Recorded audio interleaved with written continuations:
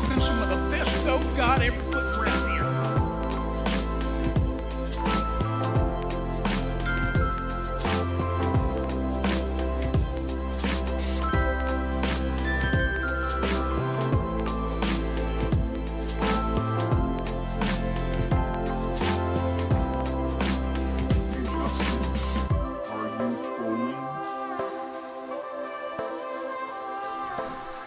JustinFREAKIN is a formidable voice in the culture.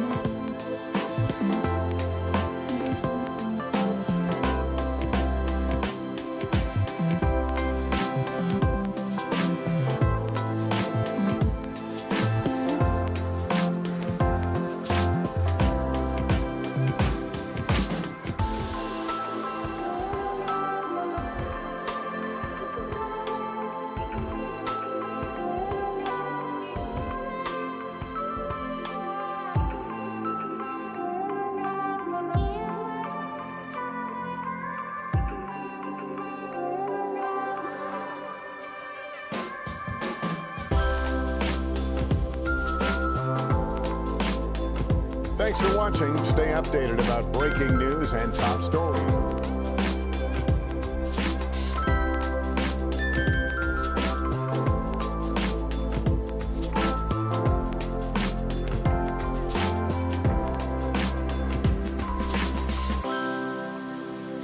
You live in sexual anarchy.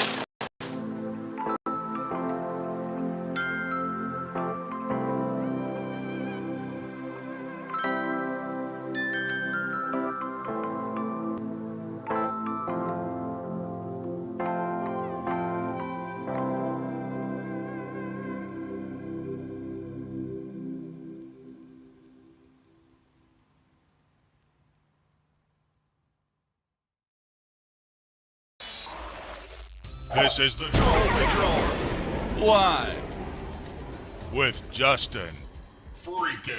Dakota says, I just got here and there's already big naturals bouncing around. Fuck yeah, that's the way we do things around here. Welcome to the Troll Patrol Live. It's a freaking Monday. And apparently sometime during the stream last night, that part of this set of lights, they were on when I started the stream. They were off by the time I got finished. I didn't have a chance to inspect. I wiggled them a little bit and they didn't come back on. We'll see. I probably have to replace a light. They're relatively new. Anyway, so I've been wanting to stream on TikTok. And after reviewing things with TikTok, it appears I need to go live directly from TikTok a couple of times before they will let me use a third party, which is what I do in order to be able to stream. I use a third party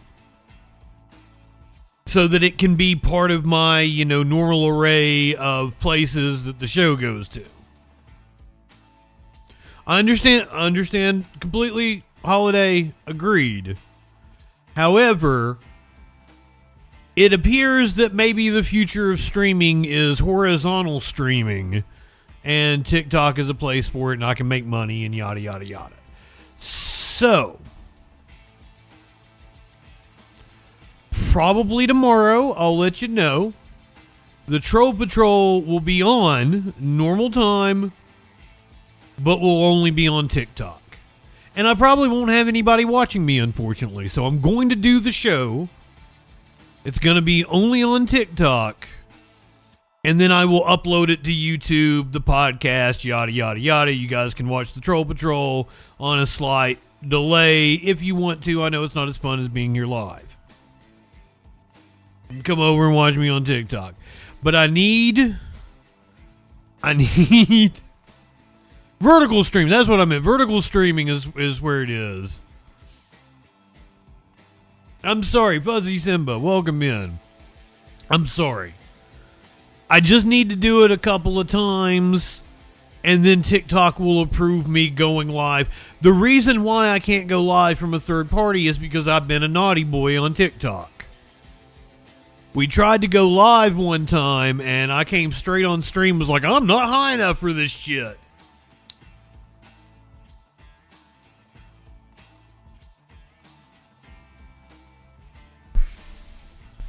And the stream came straight down, because apparently you're not allowed to smoke pot on TikTok, even if you're sitting in a legal state. So my apologies. If you don't see me tomorrow, look for it on YouTube, yada yada. I'll even try to upload it on Twitch. If I can get it working. Maybe I don't get TikTok working, we'll do the show normally. Who knows?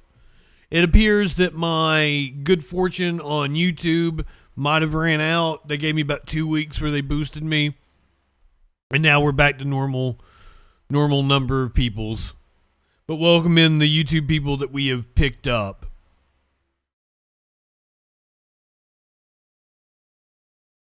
Warlord asked me to say the line.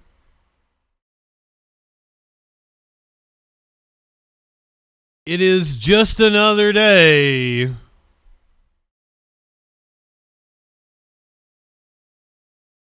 In mass shooting, USA.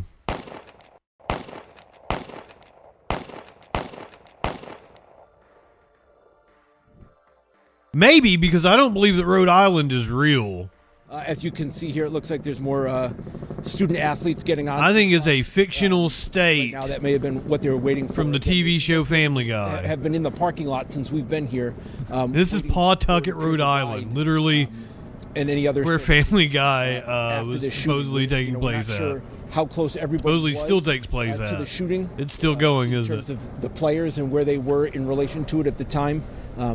But again, there's now an effort to get them on to rip the buses.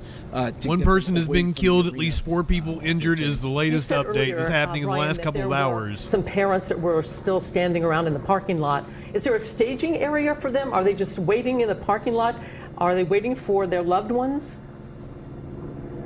It seemed like a coordinated effort. The ones we saw when we arrived were in the parking lot on the back side of the arena. Just another day of mass shooting USA. It feels weird to say this, but we're about 10 minutes away from 420 on the back side of the arena. There's a if you would like to celebrate 420 with me, I'm seeing over here a player. Just let her hair down. Members over to the side. On the other side of the police tape here. So it was a coordinated effort. If you happened to join me last night, perhaps you were part of the raid that Jason came in with. I was playing a different Final Fantasy VII about 15-20 minutes ago, Patrice. Rebirth. Very good, thank you.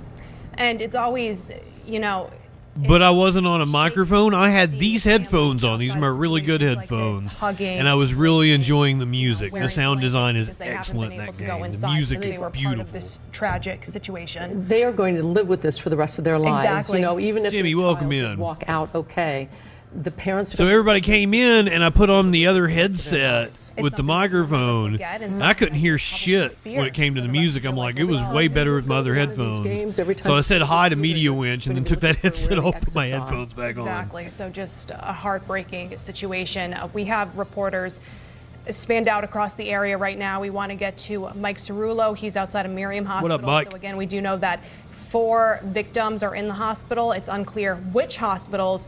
One person is dead, 4 people injured. This is in Pawtucket, Rhode Island. Can you tell us anything right now? Do you know if any of those victims are at Miriam Hospital? Shut up, Meg. Well, right now we are still working to confirm whether those ambulances. Dude, looking like Peter up in here. This tragedy. Does everybody from Rhode Island look like that? Right now, we have a couple ambulances at the moment. We've seen people unloaded from these ambulances. It didn't appear like they were related to that scene that happened in Pawtucket. But since then, we've seen several ambulances come and go. It seems to be more normal operations at this point. But when we first got here, there were about 8 ambulances that we could count that were right outside the emergency department here at Miriam Hospital. This is about 10 minutes away driving from that scene in Pawtucket where this tragedy unfolded. Of course, the biggest question on loved ones of these 4 victims who are in the hospital, the biggest question on their mind right now must be how their children are doing, how severe are their injuries, will they make it, and just a heartbreaking thought to have at this point. Again, 10 minutes away from where this all happened. We did see a lot of activity here.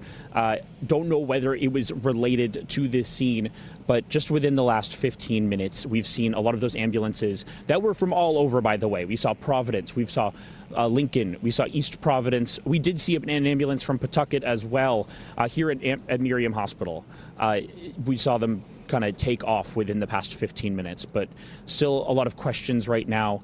We know those 4 victims were taken to hospitals nearby, and we know, unfortunately, that 5th victim, a young girl, has died. That's according to the mayor's office.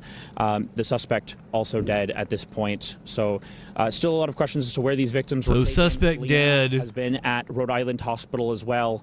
1 victim dead, 4 people activity in the aftermath taken to the hospital. We so we're still trying to figure out where these victims don't exactly know how they're doing tonight. Obviously, a heavy thought for loved ones and for everybody in our communities here in don't exactly know their condition. England, as well as Rhode Island in general. Definitely a tragedy that touched all areas of our viewing area, and just so many families tonight as they wonder just how these other 4 victims are going to be doing in the hospital. But I'm going to send it back to you.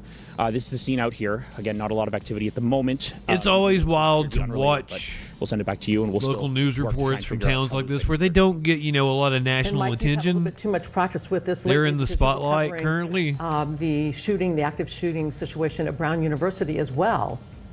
He knows that eyes are on him right now. That's a lot of pressure. It's a heavy time. You hate to see it happen once, and to see it happen twice is just unimaginable once again. Really heavy hearts all across our state. So many people are. He's like, this isn't even the first mass shooting I've covered. Tragedy that we had at Brown, and now this is just another tragedy that we're going to have to heal from. So many families impacted and lives that are changed forever. It's truly heartbreaking and tragic. All right, Mike, we'll let you go now and see what else you can find out about if they have any victims at Miriam Hospital. In the meantime, we just got this comment from North Providence Public Schools. It says, as you may have heard on the news this afternoon, there was a shooting that occurred at the Dennis Lynch ice rink in Pawtucket. The North Providence High School co-op hockey team, which also includes North Smithfield, mass shooting earlier today. Country Day School, were playing in a hockey ice game hockey when rink. The shooting involving spectators occurred around the start of the first period. Fortunately, all students involved in the game are safe. At this point, all other information is preliminary and has not been confirmed officially, but it is important to inform everyone that our students and the students from the other communities who participated in the co-op hockey team are safe. So this is the first time we have heard that all the hockey players that were on the floor or on the ice are safe. Our thoughts and prayers go out to those involved in this tragic incident. So again, we do know that the shooter is dead and that a young girl is dead, but apparently that happened in the stands. Okay, so that is new information that we are just getting into the newsroom.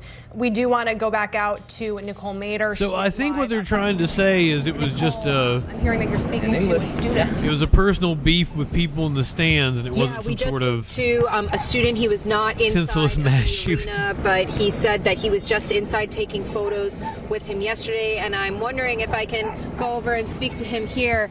Hi, we were just listening to you speak, and you were saying that you live just down the street and you were inside of that arena just yesterday. Can you tell us a little bit about what you make of the situation that has unfolded here today? I wasn't in that exact arena yesterday. However, I live just about 5 minutes across. I see the street. I see this arena when I pass school every day. A couple minutes from it's heartbreak. It's so devastating. 420 on the East Coast. Something so similar happens. You were in Rhode Island and not affected by the shooting, and you'd like to celebrate 420 with me. Some place that I pass by every day. Nothing to do with Brown University. They were just mentioning it because it was recent. Because you live in this area, you know this area. I'm sure you've passed some of the students that were in that arena today on the street. Pawtucket, Rhode Island. Across the country, you know, you hate to hear it.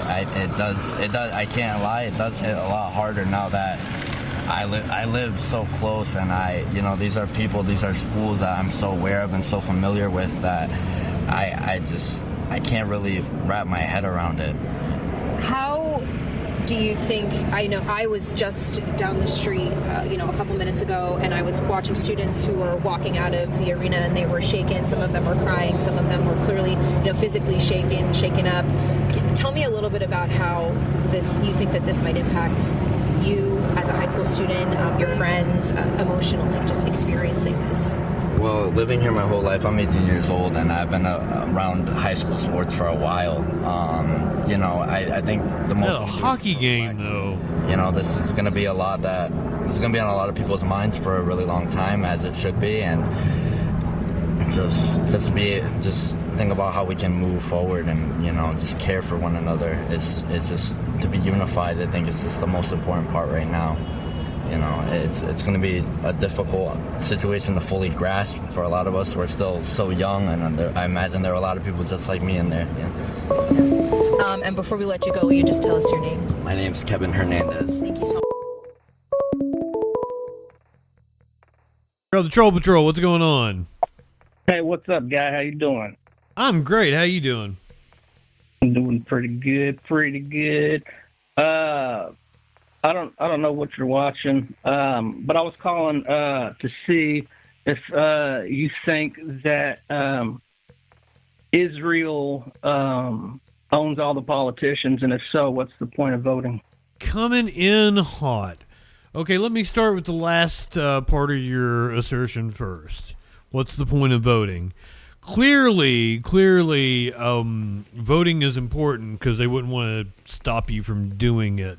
It's obvious that the people in power want to try to disenfranchise people as much as they can. So voting seems to be pretty fucking important, right? Well, people who are on the right or left, in the red and the blue, they don't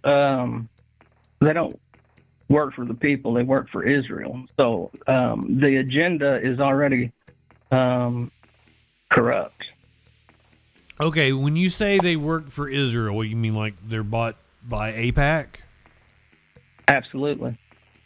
Okay. So you can name me the politicians that take money from AIPAC. It's from both sides, right? Yeah. It's Chuck Schumer, it's Trump, but there's a strain of politicians on the left, and it's becoming a litmus test for Democrats that if you're not really going to make it through the primary if you take AIPAC money at this point. It seems to be a poison pill to be in the Democratic Party now. Well, I don't think either party is serving the people. Well, I can agree with you on that because of the money and influence in politics. Mm-hmm. So we live in a capitalist society, and the capitalists that run the place have decided that money is free speech, and they get to spend unlimited in elections, and therefore, like, you and I don't really have a lot of influence because we don't have the money to be able to get the attention of the politicians. Correct? Mm-hmm. Well, I mean, our tax dollars are going towards, genocide in Gaza. And, agreed. But I want to get let's focus in on the problem. We feel that money is a corrupting influence in politics. Correct? Right, and also labor on your tax on your labor is illegal. Tax on your labor you mean an income tax? Mm-hmm. It's illegal. On what legal reasoning? It's illegal. It's most people just pay their taxes out of fear, but if they did any kind of research, they would find out that if you had done research, you would be able to tell me the legal basis for your theory, as opposed to just being like it's illegal. It was something that was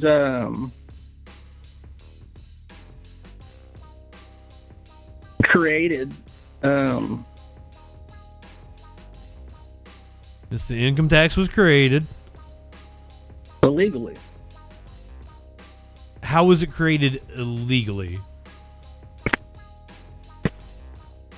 Well, the claim that taxes on your labor are illegal, if you look it up, you could see.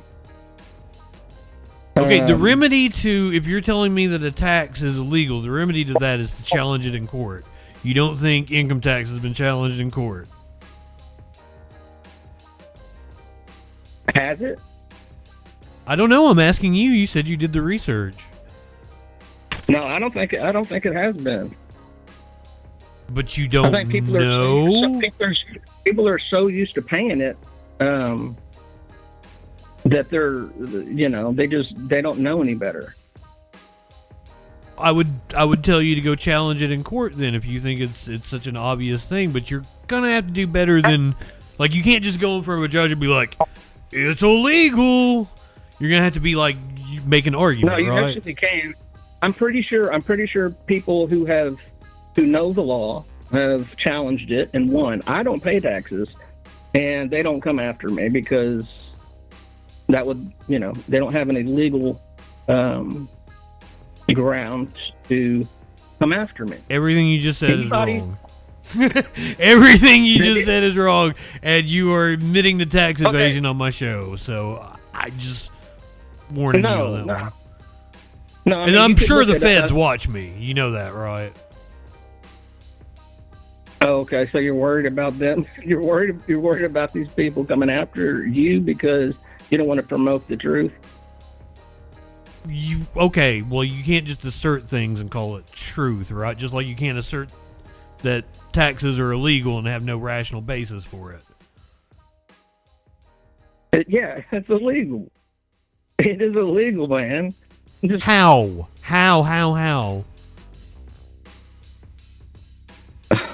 What law does it violate? Okay, if you're telling me that the Congress doesn't have the right to pass a law, you're gonna have to tell me where in the Constitution they are violating.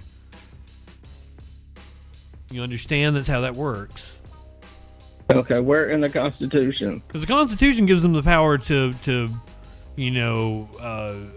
issue levies. Okay. So,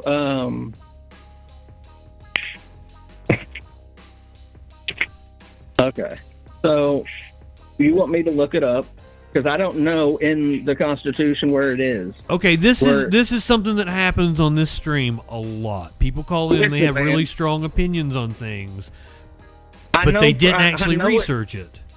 No, I can't. You literally said if people were to research, but you have done zero research on the topic, have you?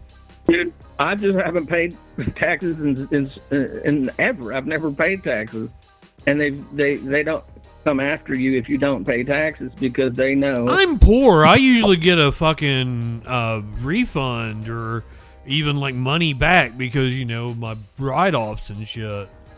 Okay. Well, I can circle back to that, and I'll figure The bottom it out, 50% of income earners don't even pay income tax in this country.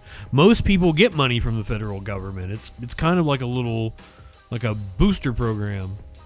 Uh-huh. Okay, well, let me. But that wasn't the point I was making. We're talking about the corrupting force of money in politics.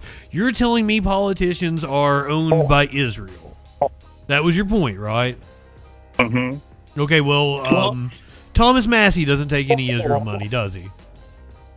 No, he doesn't.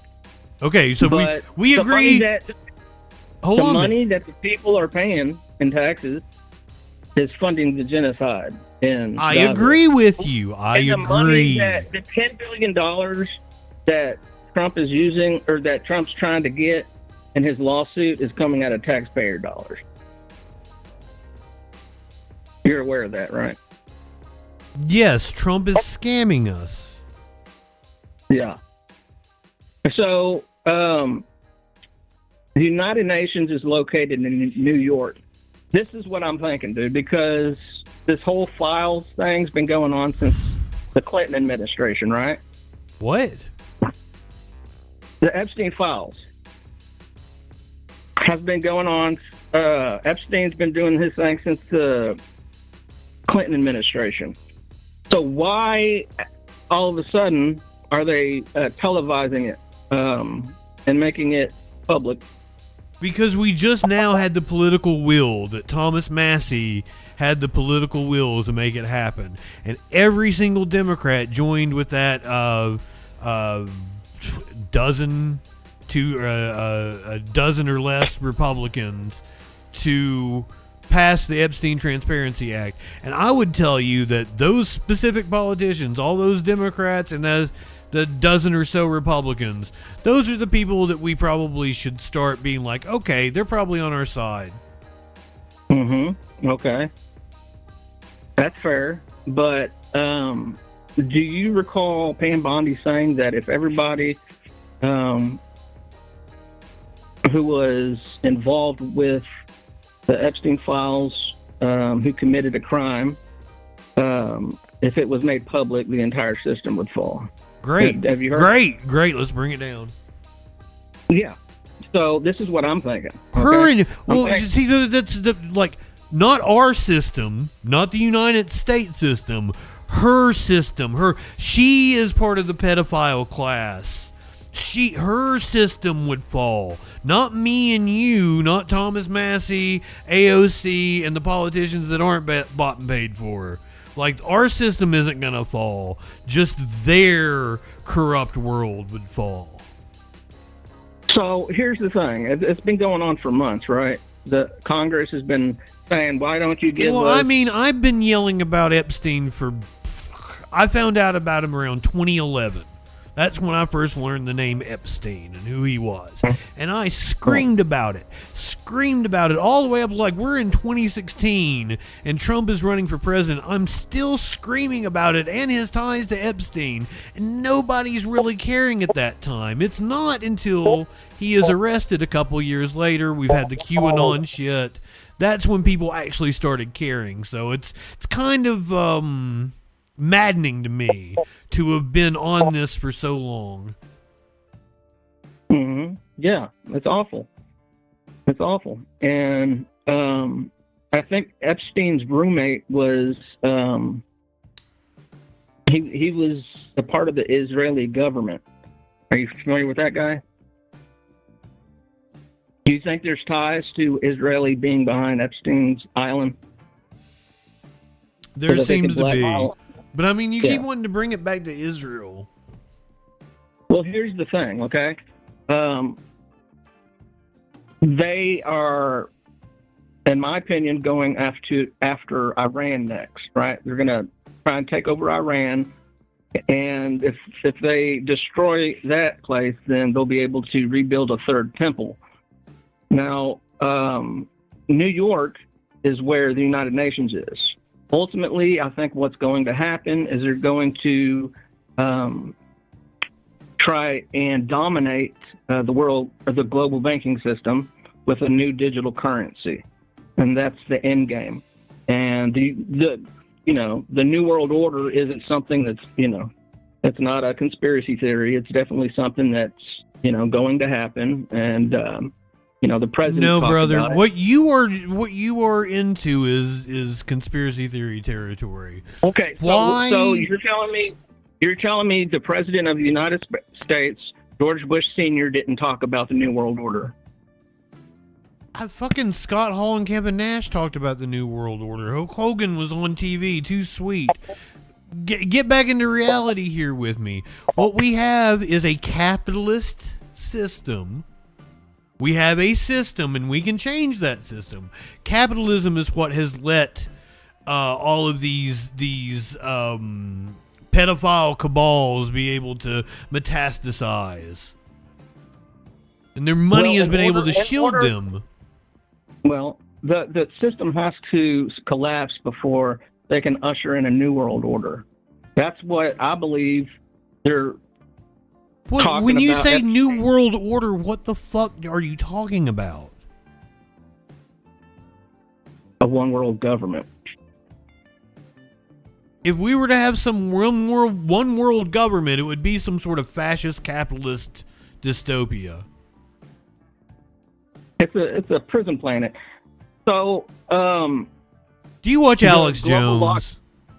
No, dude. The global lockdowns. Then why are you talking like him? The global lockdowns happened. Believe it or not, it happened.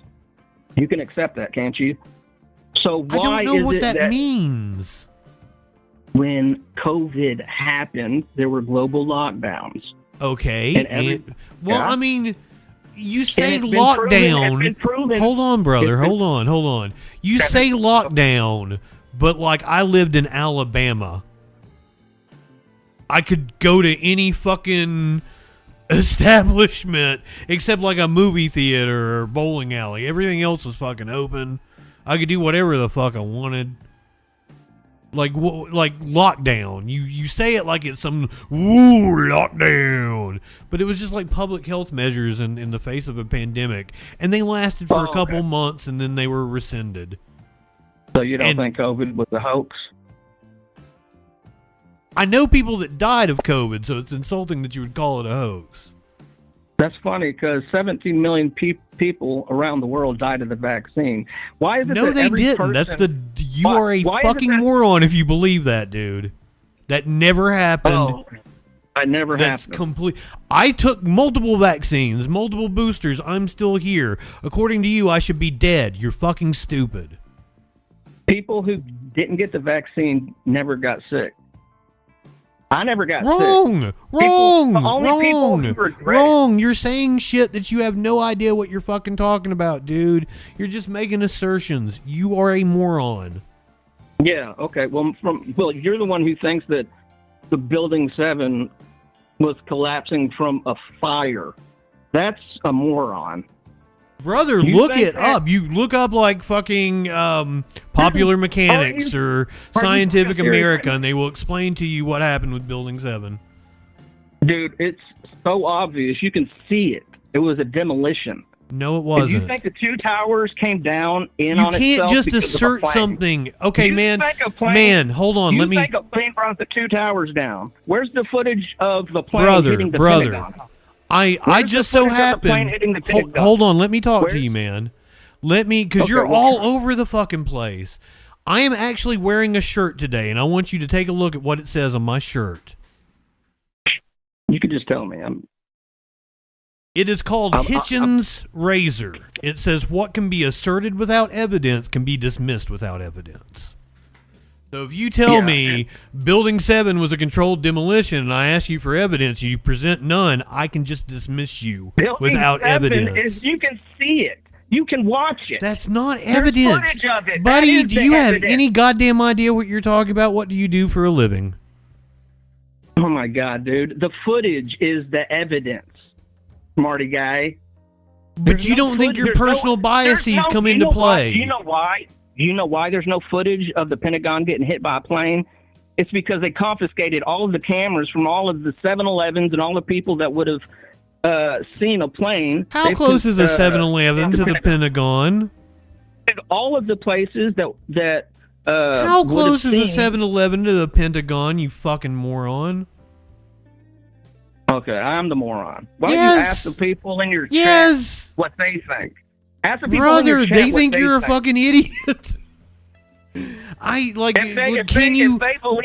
If they believe you about 9/11 not being an ongoing cover-up, Cover-up of what? There is a cover-up going on, but it's not the one that you think it is.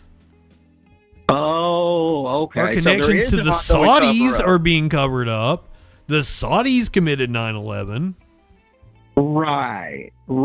So the guy who was related to a Mossad agent who was supposedly one of the guys on the planes. Are you familiar with that? I have no idea what stupid conspiracy No, you you're don't talking have about. any idea what I'm talking about. Yes, because I don't spend my time watching idiots on YouTube make up fucking conspiracy theories to keep dumbasses like you fucking so I should hungry for clicks. I should just swallow the 9/11 Commission as gospel. Is that what I should do? I didn't tell you to do that. And just believe whatever brother, they say? I didn't tell you to do any of that shit. But you definitely shouldn't take conspiracy theorists on the fucking internet seriously. Regurgitating about Building 7 and all that it is the 9/11 Brother, Commission. I talked to you the other day, didn't I? Like I told you, go and like just type it in. Building 7 debunked. Have you done that? Have you challenged your beliefs? Debunked. What I did just so I can see what you were talking about, and it has no scientific rectification of a building coming down with fire. Anybody who knows about buildings, who builds buildings, will tell you that. Do you build buildings? The 2 towers didn't come down. Do you think the 2 towers came down because a plane hit it?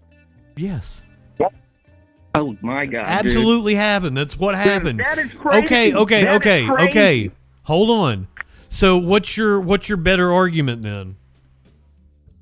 Dude, there is documentation, there's photographs of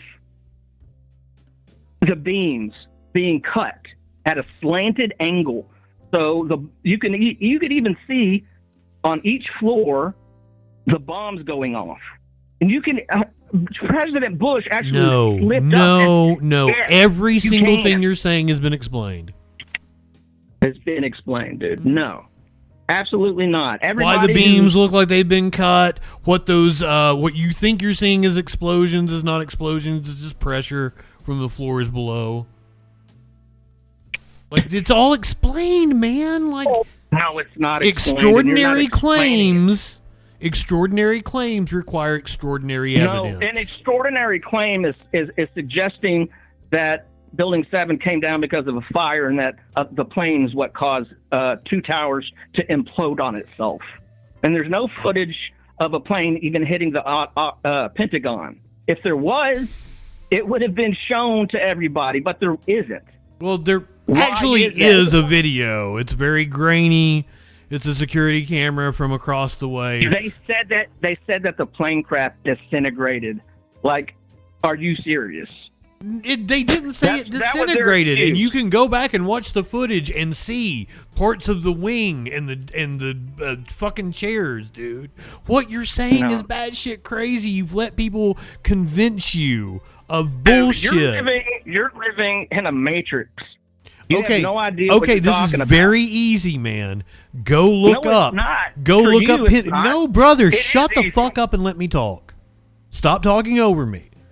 This is very easy. Go You ahead, just said, dude, shut the fuck up.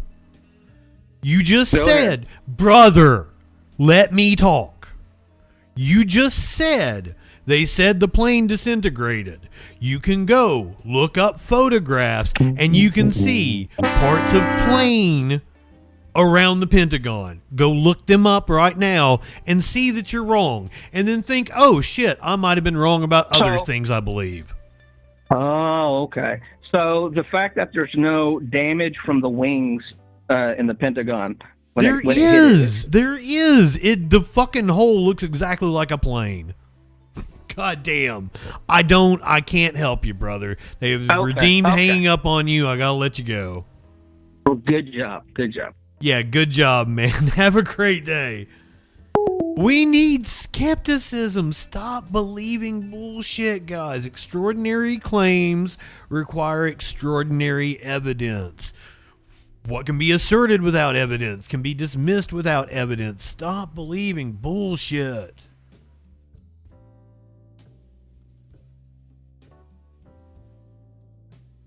Man, I thought I was doing a great job getting down to policy, talking about capitalism, reforming the system, getting money out of politics, and the dude just wanted to talk about conspiracy theories about Jews. Am I wrong? He didn't want to talk about policy. He didn't want to talk about something concrete that we could actually do, steps that we can take in our lives to improve our material conditions. No, he wanted to just say everything was a Jewish conspiracy. Or at least that's the way I took it. What about you guys?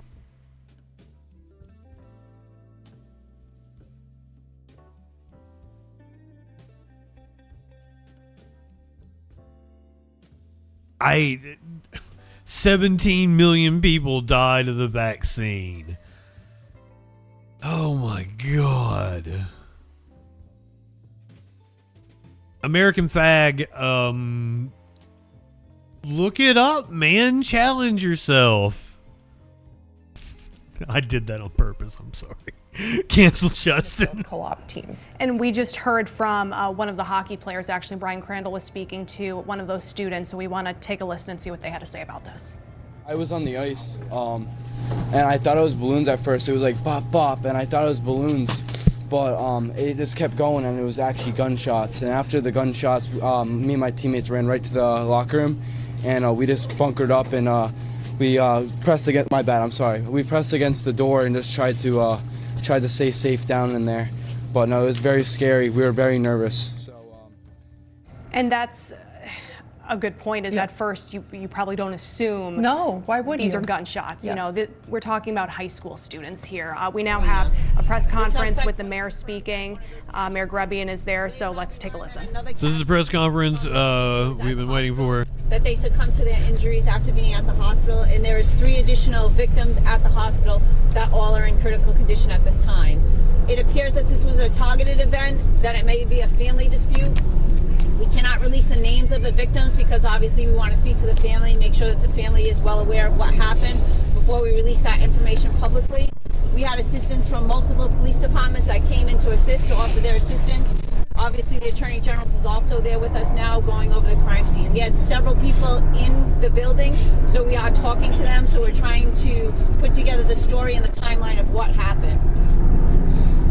Did this happen in the stands? Can you just describe the layout in there and where this all took place? So because we're in the initial stages of the investigation, I can't get into detail, obviously. We're still investigating that. We're talking to all the witnesses. Like I said, there were several people within the Lynch Arena because it was a high school hockey game. So we're talking to all those witnesses. We have several witnesses that were here, and then some that we have brought to the police station where we're talking to them there. We also were able to take everybody inside the building, and we reunified them with their families down by Walgreens. We used RIPTA buses to be able to reunite those kids and people in the stands with their families. Was the shooter related to the other victims? You said a family dispute. Yes, so because it's a family dispute, I don't know the relationship exactly at this point because it's still initial, but yes, it is family related. Are you releasing any other information about the other victims, ones in critical, juvenile, adults, any other information? Not at this time until we speak to the families and we get more information. But the mayor said it was a young girl. Is that correct or not correct?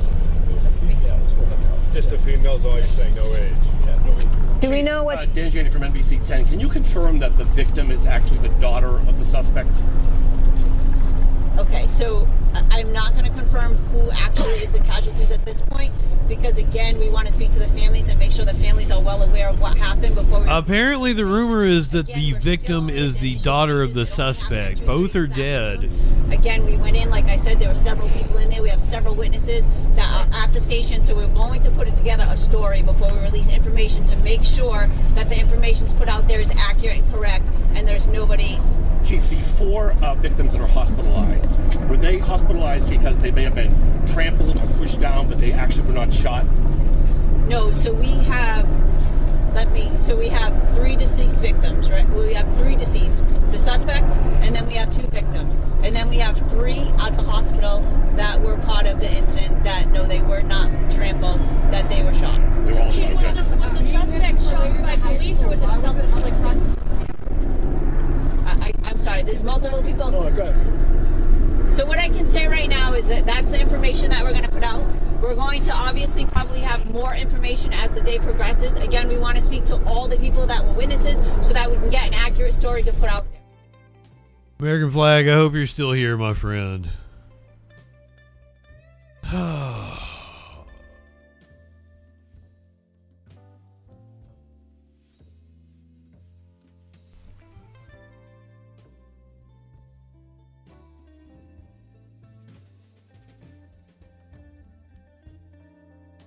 This is debris found at the Pentagon, which is clearly a plane.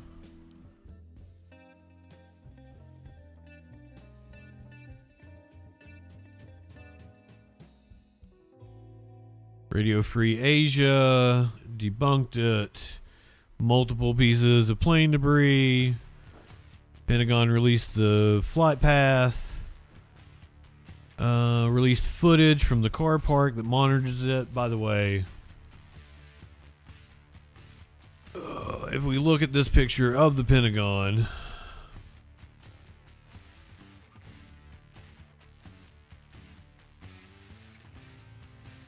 this one right here.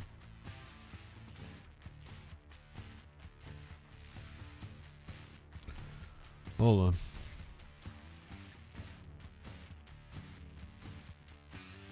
Open image. Open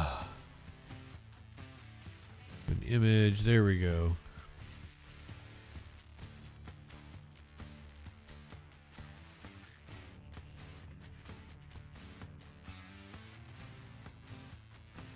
You clearly see that that's where the body of the plane was, and those were the wings, right? That's obvious to anybody with a brain. Right. Here's the security footage of the plane hitting the Pentagon.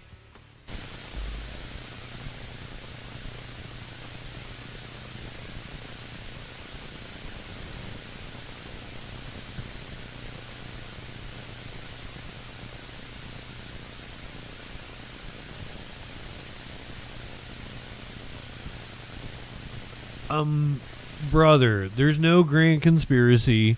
Jews aren't controlling anything. The Jews didn't do 9/11. Saudi Arabia did. Trump's a pedophile. I don't know what to tell you.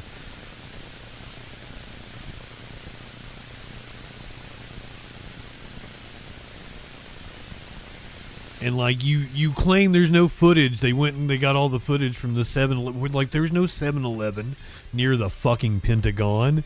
That's insane. See if we can get an aerial shot over. Where is there a 7-Eleven near the fucking Pentagon?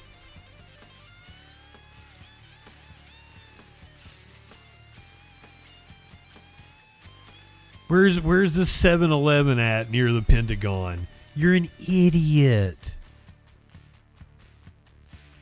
You're an idiot. Stop believing bullshit. Okay, let me say, okay, it was a missile. To what end? To what point? Why? For what reason?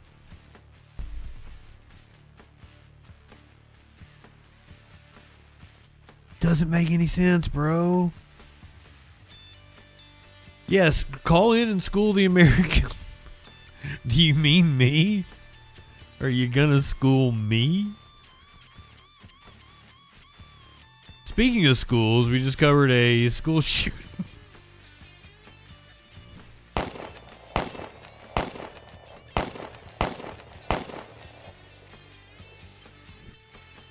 I can't imagine there's any sort of commercial property within a 10-mile radius, if not more, of the Pentagon. Probably 20, 25 mile. That's why there's no Also, it was 2001. It's not from 2026. There weren't Ring cameras on every home and people standing there. It's amazing we have the footage that we do have of 9/11, to be honest with you. But fuck, people gotta believe stupid shit.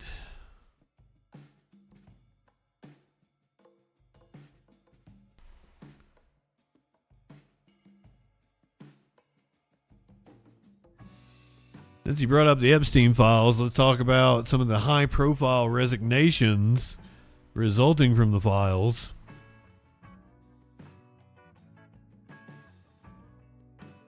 Welcome back. The Department of Justice's recent release of millions of pages of documents related to convicted sex offender Jeffrey Epstein has now led to a wave of resignations and scrutiny over high-profile executives around the world. That includes a top lawyer at Goldman Sachs, the CEO of Dubai's largest port, and a former president of Harvard University.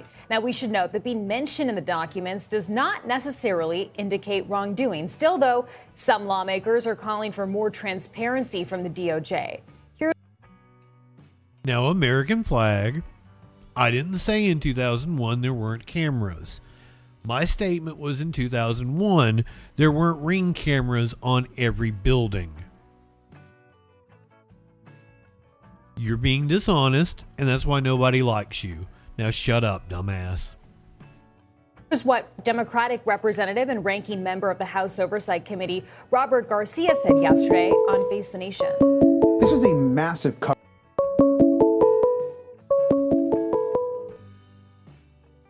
Caller, you're on the Troll Patrol. What's going on? Hey, man, it's Chad from in chat. I just want to ask Hey, American, Chad. Are you a Giga what Chad? did you think happened to the plane that hit the Pentagon? Like, explain that. Like, did it disappear? All those people were fake. Like, what's the logic there? That's I my think only he's question, saying man. that a missile hit the plane and that the plane never actually left, because there is like this conspiracy that the plane never left the airport and they switched all the people out. I've seen a documentary. I've seen a YouTube video on it. But isn't it like just, I'm thinking about like Occam's razor, right? Like the easiest explanation is most likely the true. So like all those people just faked it, and now they're dead somewhere, like living false identity somewhere else. Like, American, just use your fucking brain, man. Well, I would Jesus. assume he thinks they sent him to Israel. Ah, yes, perfect sense. Hey, I appreciate the program, man. I appreciate you, brother, and I appreciate you having critical thinking skills. Not enough people have them.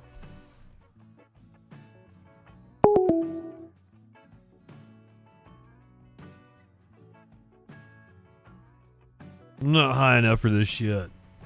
Are you learning something, American flag? Or am I just frustrating you? And I'm sorry if I'm frustrating you, but you just want to challenge your beliefs. Seriously. You can't just make assertions. You can't tell me that income tax is illegal just because you feel like it's illegal. You can't tell me that, the Jews did 9/11.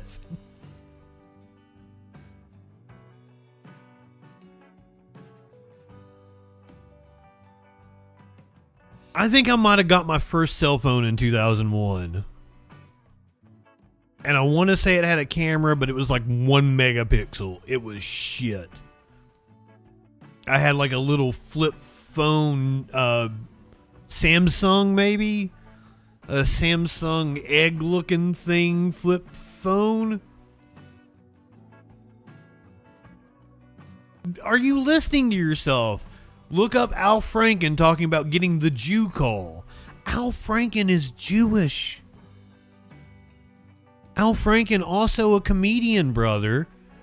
Is it possible that the clip you are thinking of was him mocking your dumb ass because he's a comedian?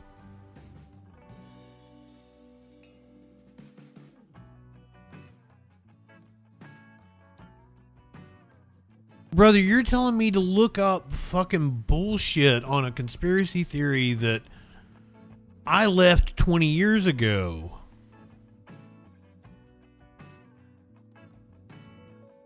Like, you need these conspiracies to be true because that's easier than believing that, like, we actually have the power to change things and that we legitimately let pedophiles take over the planet just because profit margins.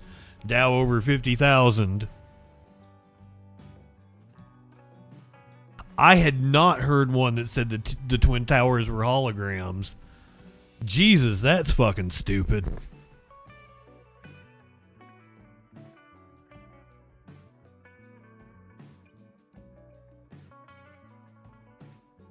Maynard has destroyed my chair. My chair didn't used to look like that. Can't have nice things because of him. Leave that baby alone.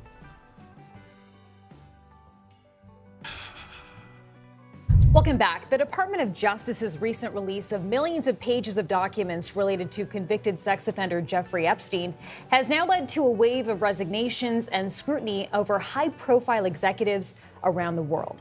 That includes a top lawyer at Goldman Sachs, the CEO of Dubai's largest port, Quesadilla, and welcome a former in. president of Harvard University. Now, we should note that being mentioned in the documents does not necessarily indicate wrongdoing. Still, though, some lawmakers are calling for more transparency from the DOJ. Here's what Democratic representative and ranking member of the House Oversight Committee, Robert Garcia, said yesterday on Face the Nation. This is a massive cover-up being led by the White House and the DOJ. The fact that 50%, half of the Epstein files, have not been released to the public and to the Congress. And of those that have been released, the actual files that have been out in the public or that we've seen, they're overly redacted. Many of the survivors and victims, their names are actually appearing, so there's no protection for the survivors. Yet the names of billionaires, the names of folks that could be co-conspirators, that helped fund Jeffrey Epstein, that could have actually been involved in the terror and rape, as we know, abuse of women and children, some of those names continue to be redacted and protected. So for more on this, let's bring in CBS News Department of Justice reporter Jake Rosen. So, Jake, Attorney General Pam Bondi sent a letter over the weekend to Congress with a long list of names appearing in those files. But we should note that doesn't mean the person was convicted of any crime. So what do these new resignations tell us? Well, it's also, as Congressman Ro Khanna and Thomas Massie, two of the people who led this Epstein Files Transparency Act, they've accused the Department of Justice of muddying the waters, Vlad and Chanel, because there are names like Elvis and Janis Joplin, who died dozens of years ago, also in these files, and some of the names of high-profile individuals, including people like CBS thinks we're dumb. Suleiman, one of those massive moguls. Yes, we don't believe Janis Joplin was raping kids with Epstein. Are not listed in some of these files, including that list sent Saturday night by the Department of Justice. You know, we've seen this slow trickle over the last couple of weeks. Obviously, these files mostly came out in December. We've been working to continuously review more documents as they've come in and as new information has come to light. But at the same time, you know, the corporate sector has moved faster, certainly, than Congress has in terms of holding anyone who's currently in the government to account. And there's really limited levers for people in Congress to kind of pull on this front. The Department of Justice says that these files were released in their full entirety of what they legally had to produce. Lawmakers are not satisfied, and I'm not sure this story is going to go away. We should note to our audience that there are congressional committees currently conducting their own review, but we even saw early last week, Ghislaine Maxwell, the one person who's been held accountable at a legal level by the federal government, said that she's not willing to even cooperate in that probe unless she's granted clemency or pardoned by President Trump. All right. So, Jake, the DOJ has also said it released all of the files required by the Epstein Transparency Act, but lawmakers and victims say it's insufficient. So I was just getting ready to get to that. There's like 3 million files that they have yet to release.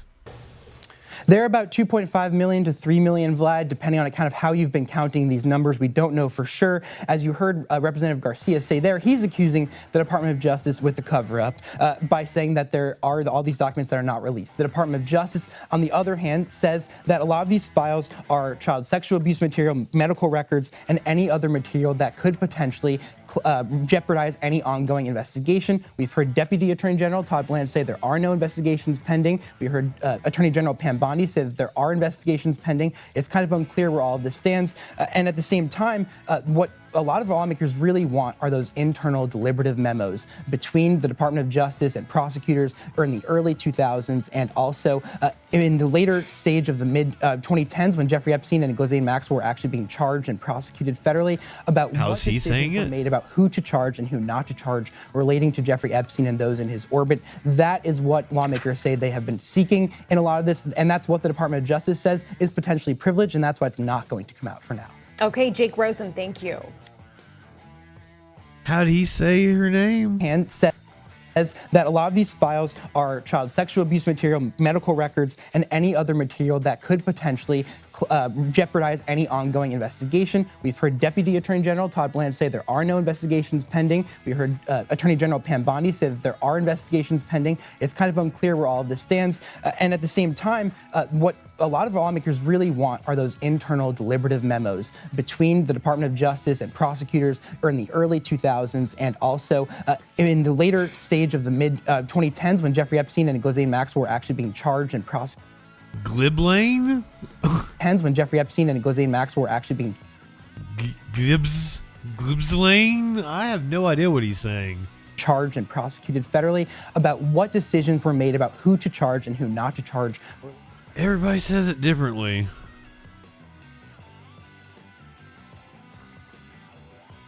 Somebody commented on my video about that was like, it's French, and I was like, oui, oui.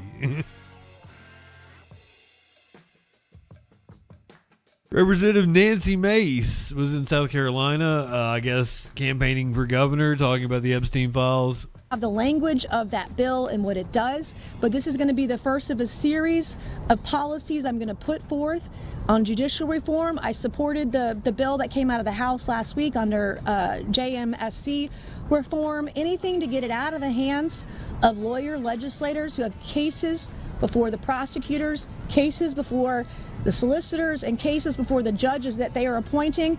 The cleaner, more ethical, less corrupt the process will be. But this is an issue that affects so many families across the state, and we need leadership who's going to understand how devastating these decisions can be. What goes on, and I've learned recently, because I was pro se for a couple of weeks, not much longer, but I learned through the judicial process about all these privileges and what rights I had that I didn't know that I had, and how some of my rights have been taken away in a court of law. And so I'm going to work very hard not only to reduce taxes to zero, work on illegal immigration, work on the energy crisis that our state is in right now. We've got to have judicial reform. People want a fair shot. American flag, I'm glad you're still here. So I'll keep debunking 9/11 conspiracy theories. Here is a this is Smith. This is Smith explaining to you about the structural integrity of the steel in the buildings. I always love this video. So I am taking time out of my busy day to try to put to rest one of the more moronic things I have seen on the internet lately, and that's saying something. Through my Facebook feed, I saw yet again that old tired argument, that question. Jet fuel only burns at 1,500 degrees, and since steel melts at 2,700 degrees, 9/11 was a conspiracy. I am so sick and tired of this argument. Now, I am not going to make any claims to what did or did not happen. If it was conspiracy, I do not care. What I am upset about is the retarded metallurgical things that you guys are saying. I'm not arguing the facts. Jet fuel does in fact burn at 1,500 degrees. Steel will start melting, some carbon steels, at 2,300 degrees. But if you hold this up as a reason for conspiracy, you are an idiot. This is a piece of half-inch thick steel. 836 structural steel designed for structures. This is a 250-pound anvil. I'm going to put this steel in the back of this anvil, and I'm going to lift this 250-pound anvil with this bar of steel. Do you see how the structural steel is supporting this anvil? Okay. There. Now, in my furnace, I have an identical piece of half-inch bar of steel, just like this, and it's going to be around 1,800 degrees, just 300 more than jet fuel, when it comes out. And I want you to see something very interesting. Go into the forge. It's very hot, but not melted. Obviously, it is not melted. I put this in the oven. Now watch this. I'm going to take my pinky finger, half-inch solid steel.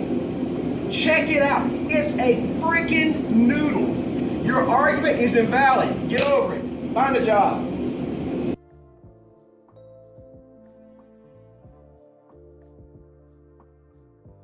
Bam.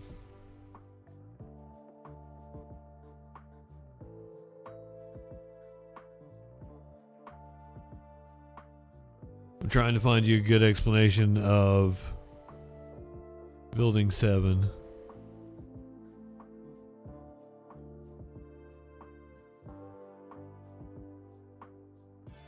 Something simple we can watch real fast on stream.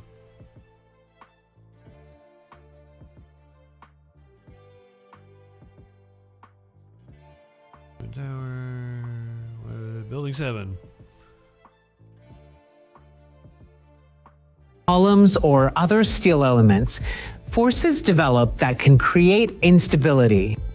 According to the NIST, this is exactly what happened to the long spandrel beam that connected column 44 to column 79. Distended by thermal expansion, as well as inevitably weakened by the high temperatures, the connection with column 79 was broken, initiating this so-called progressive collapse. In other words, the propagation of localized damage from one structural element to another, leading to the collapse of an entire structure. The floor of the 13th floor lost its support and... But this isn't as much fun. This is nerdy shit. I love this shit. I love debunking fucking idiocy with science. Collapsed. Column 79. I can see how people could think this is boring. Downwards, setting off a collapse that cascaded through the floors below until the global collapse brought it down all at once. Now, why did the NIST rule out explosions? The NIST provided two explanations after reconstructing the exact same scenario in the laboratory. An explosion would have destroyed most of the windows that had instead remained intact until the time of the collapse. An explosion would not have caused the building's walls to crumple inward. It would instead have made them shoot outward. Another question you will find around the web is, why didn't rescue teams intervene, and why weren't the fire suppression systems activated? The collapses of the towers had caused dozens and dozens of casualties, including among rescue workers, who suddenly found themselves dealing with a never-before-seen situation. What's more, Tower 7 was surrounded by smoke from the debris, and most importantly, all water sources were damaged. Extinguishing the fire under those conditions proved practically impossible. Fortunately, the 4,000 people who were working in Tower 7 that morning had been evacuated after the impact of the two planes into the twin towers. In conclusion, this reconstruction, which is embraced by the vast majority of the scientific community, presents us with a perspective that's somewhat different from what's been... So here you go, American flag. That's like a 25-minute video. It goes over all the conspiracy theories. There it is in the chat. You have no reason to be ignorant. It's ignorant. Stop being ignorant. We got about 10 minutes until 4:20 in the Central Time Zone. Any other 9/11 conspiracy stupidity I need to put the kibosh on? Because, brother, I used to be there. I used to believe that shit. My dad was a blaster. I had my dad, like, at Christmas one year. I'm like, tell him it couldn't happen that way. But my dad was a fucking idiot and he was on crack, so...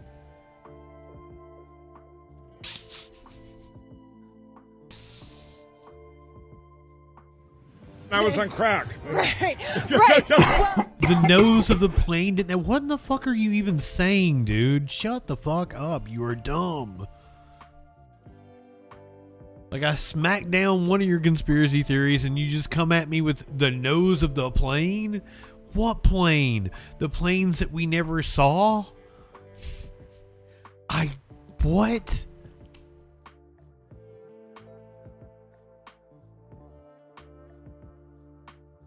It must be fun being as blissfully stupid as you are, really. I'd like to get there sometime, man. Maybe if I smoke some more weed. Maybe eventually I'll get there. We're about 10 minutes away from 420.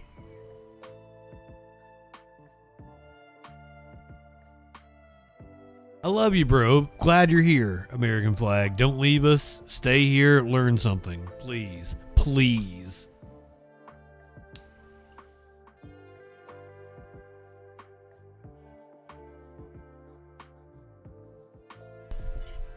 Like, you're talking about somebody not reporting the intelligence.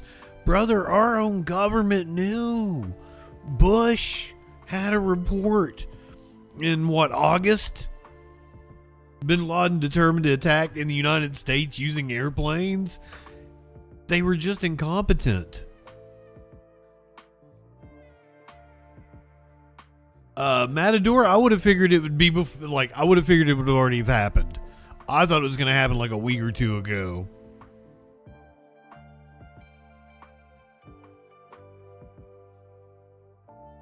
Brother, just like, will you leave it alone? Like, why are you talking about 9/11 conspiracy theories? That's so 25 years ago. We've all moved on.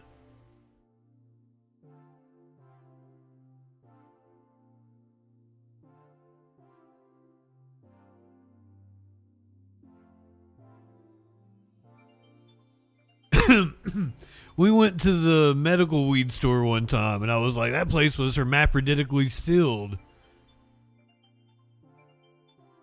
And when you said there wasn't a plane, you looked fucking stupid, because there was a plane. There was plane debris. I showed you. Looked exactly like where the plane hit and the wings hit the building. You understand that the Pentagon is a fortress, right? And that wings are kind of like, if you're wondering why there's not damage on the side of the building from the wings, it's because the wings crumpled because the Pentagon is a fucking cement fortress. Do you get that? So it was like aluminum foil hitting a brick wall. But you see the outline of the wings on the side of the building.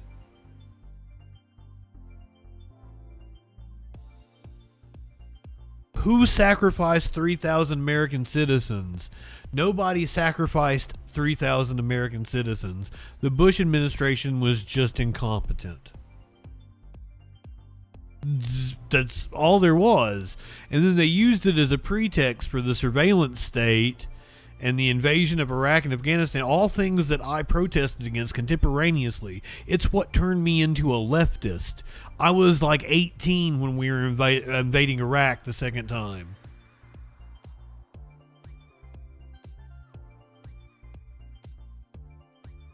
Huckleberry, welcome in. I showed you evidence. You've got nothing, bro. You're just an idiot ranting. Look, I don't know how to quell you, because nothing is ever going to be enough for you, because you believe something and you're working backwards from it. You don't have critical thinking skills. And I feel sorry for you. Carla, welcome in. Good evening, gorgeous. I hope you are well. I just spent way more time than you deserved talking to you on the phone, showing you debris, explaining the plane, explaining the World Trade Center 7 collapsing, and you're still going on, man. Brother, shut the fuck up. In Pennsylvania, they went straight down into the ground. And there were fucking airplane chairs everywhere. We all saw it. bro. Because what you're just gonna keep on with your stupid conspiracies, and I'm just gonna have to keep proving them wrong because I feel the need to, because you believe dumb shit. But like, at what point, man, is it enough?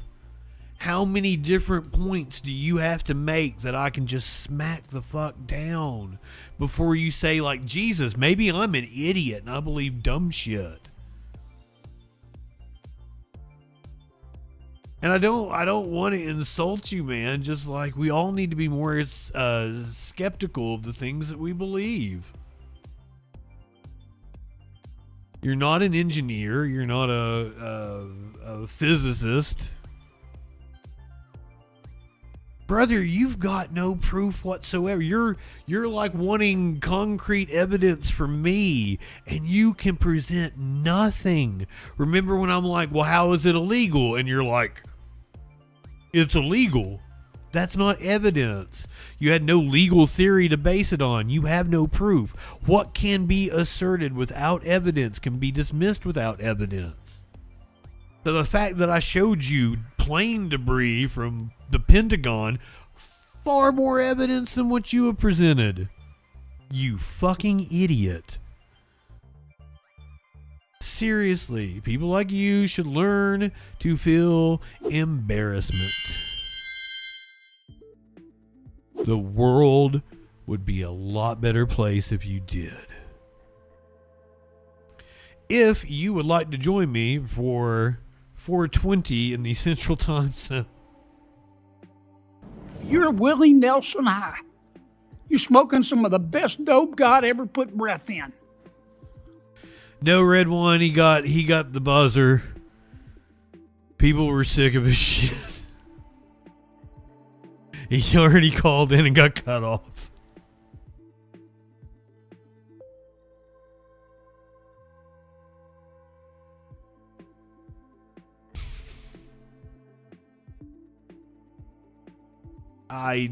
Andre, welcome in, my friend. Or Andrew W. Kalk. No, he sounded like he was a good-looking guy.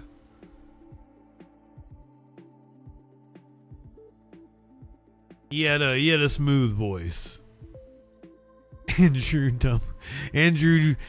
Andre W. Kalk. Or maybe it is Andrew Kalk. I like to think it's an Andrew WK joke, but it's probably not. It's probably just Andrew Kalk. I'm sorry, I can't read. I'm stupid. CSW, welcome in. Had his balls cupped real tight. It's about a minute until 4:20 in the Central Time Zone. I'm just vamping at this point.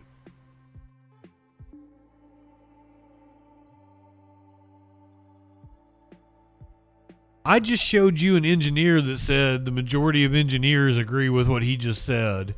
Shut the fuck up, you dumb motherfucker. My God. I showed you an engineer. You showed nothing.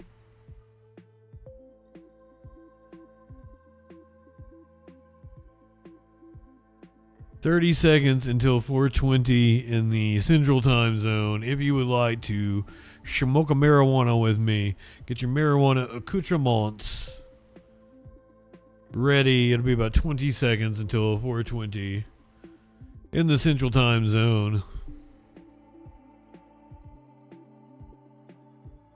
We're going to be doing Fela Kuti tonight. It is Black History Month. The most influential black artist of all time for Live Music Monday. Light one up, tip one back.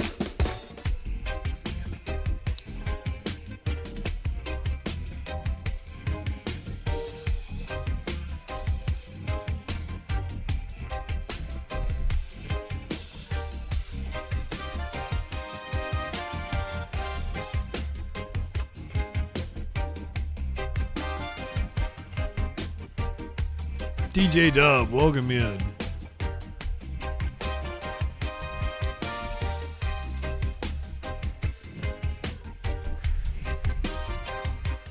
Cite one. Who's an engineer that you would that you'd tell me to look up?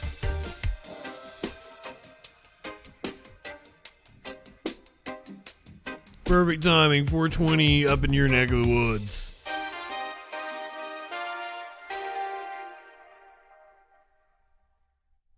You want to do the Commodores or Earth, Wind, and Fire? That's perfectly good. We're doing Fela Kuti tonight. I got another one if I'm still kicking. If we get to Fela Kuti early, I got another black artist we're gonna do tonight. Earth, Wind, and Fire. Excellent choice though.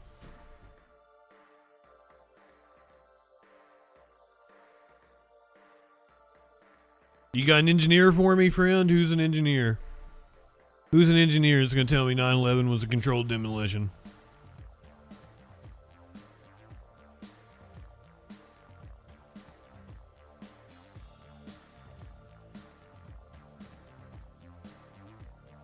Kenneth Caldwell, welcome in.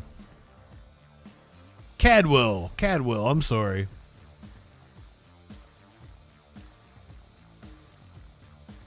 Now, who's one of these engineers? I just showed you guys an engineer that explained exactly how it collapsed and gave you a nice little handy diagram. Is constrained by columns or other steel elements, forces develop that can create instability. According to the NIST, this is exactly what happened to the... So no specific engineer, eh? I think I've looked that group up before and like there's no engineers. The organization that you just cited, let's look them up.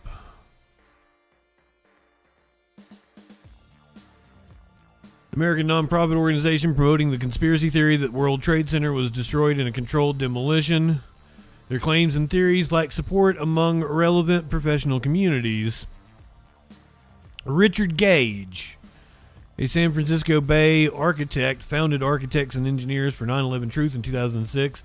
Gage's website states that he is a member of the American Institute of Architects and that he worked as an architect for 20 years, was involved in the construction of numerous fireproof steel frame buildings. He's not an engineer, by the way. He became convinced of the need to create an organization that brings together architects and engineers after listening to an independent radio station interview with theologian David Ray Griffin. So, not off to the best start here. Gage has given speeches at conferences organized by supporters of the 9/11 Truth movement in various locations in the United States. His presentations focus on the sequence of events leading to the destruction of the 3 World Trade Center buildings and include videos of their collapses alongside footage of controlled demolitions. He went on a tour of European countries in 2008, gave speeches, yada yada. The American Institute of Architects media relation director Scott Frank has stated we don't have any relationship with his organization whatsoever.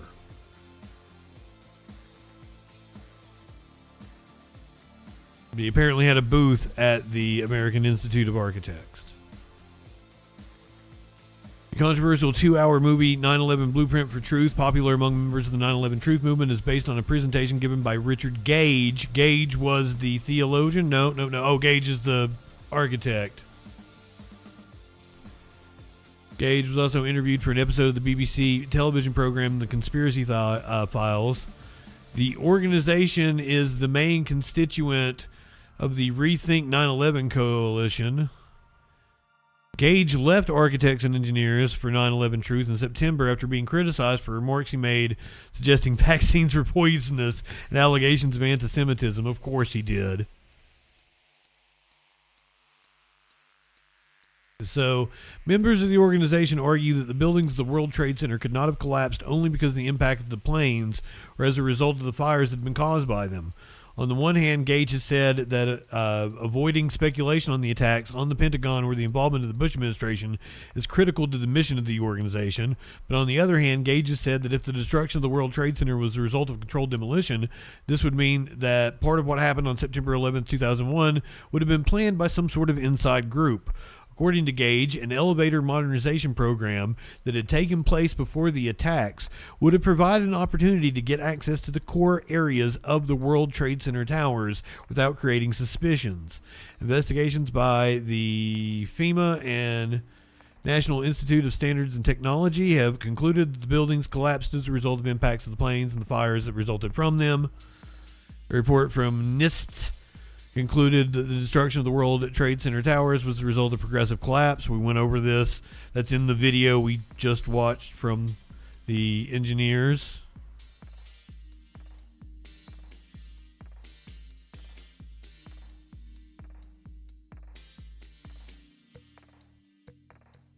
This is Geopop. Everyday science is what they do. Gage criticized NIST for not having investigated the complete sequence of the collapse of the World Trade Center towers and claims that the official explanation of the total destruction of the World Trade Center skyscrapers has explicitly failed to address the massive evidence for explosive demolition. In particular, Gage argues that the buildings of the World Trade Center could not have collapsed at the speed that has been observed without tearing apart several columns of their structures with the help of explosives. To support his position, architects and engineers point to the free fall acceleration. Gage maintained, so far as I can tell, it's only this dude, and he is not an engineer.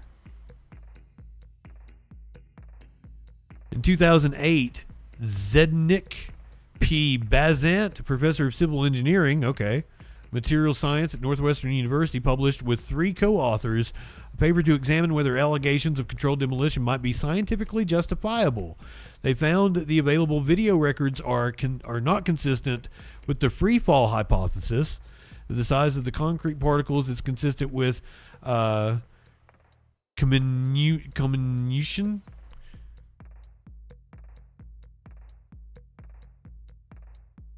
Comminution?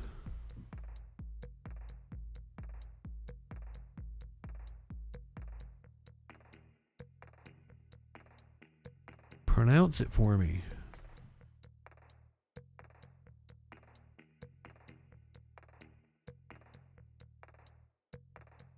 Comminution. Apparently I'm pronouncing it correct.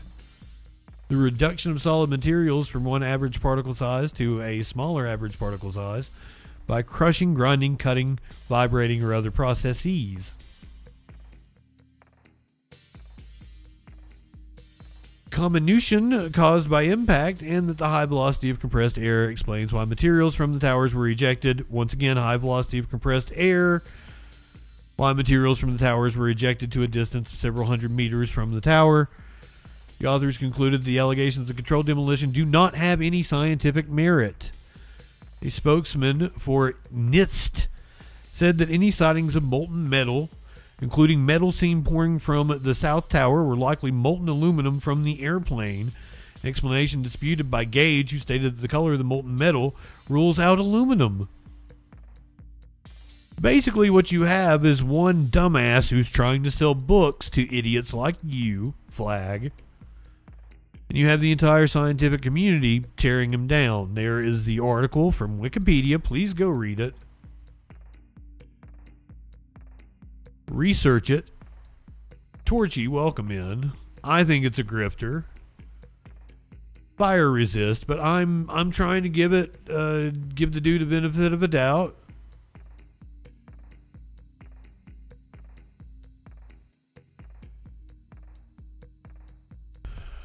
Yeah, like being a 9/11 truther in 2026. Man. There's just so much out there to disprove it. Okay, earlier we were covering a mass shooting that took place in Rhode Island. I don't think the place actually exists. I think it's a fictitious state from the TV show. Oh, I bet there's a lot of overlap between COVID truthers and 9/11 truthers. Oh my God.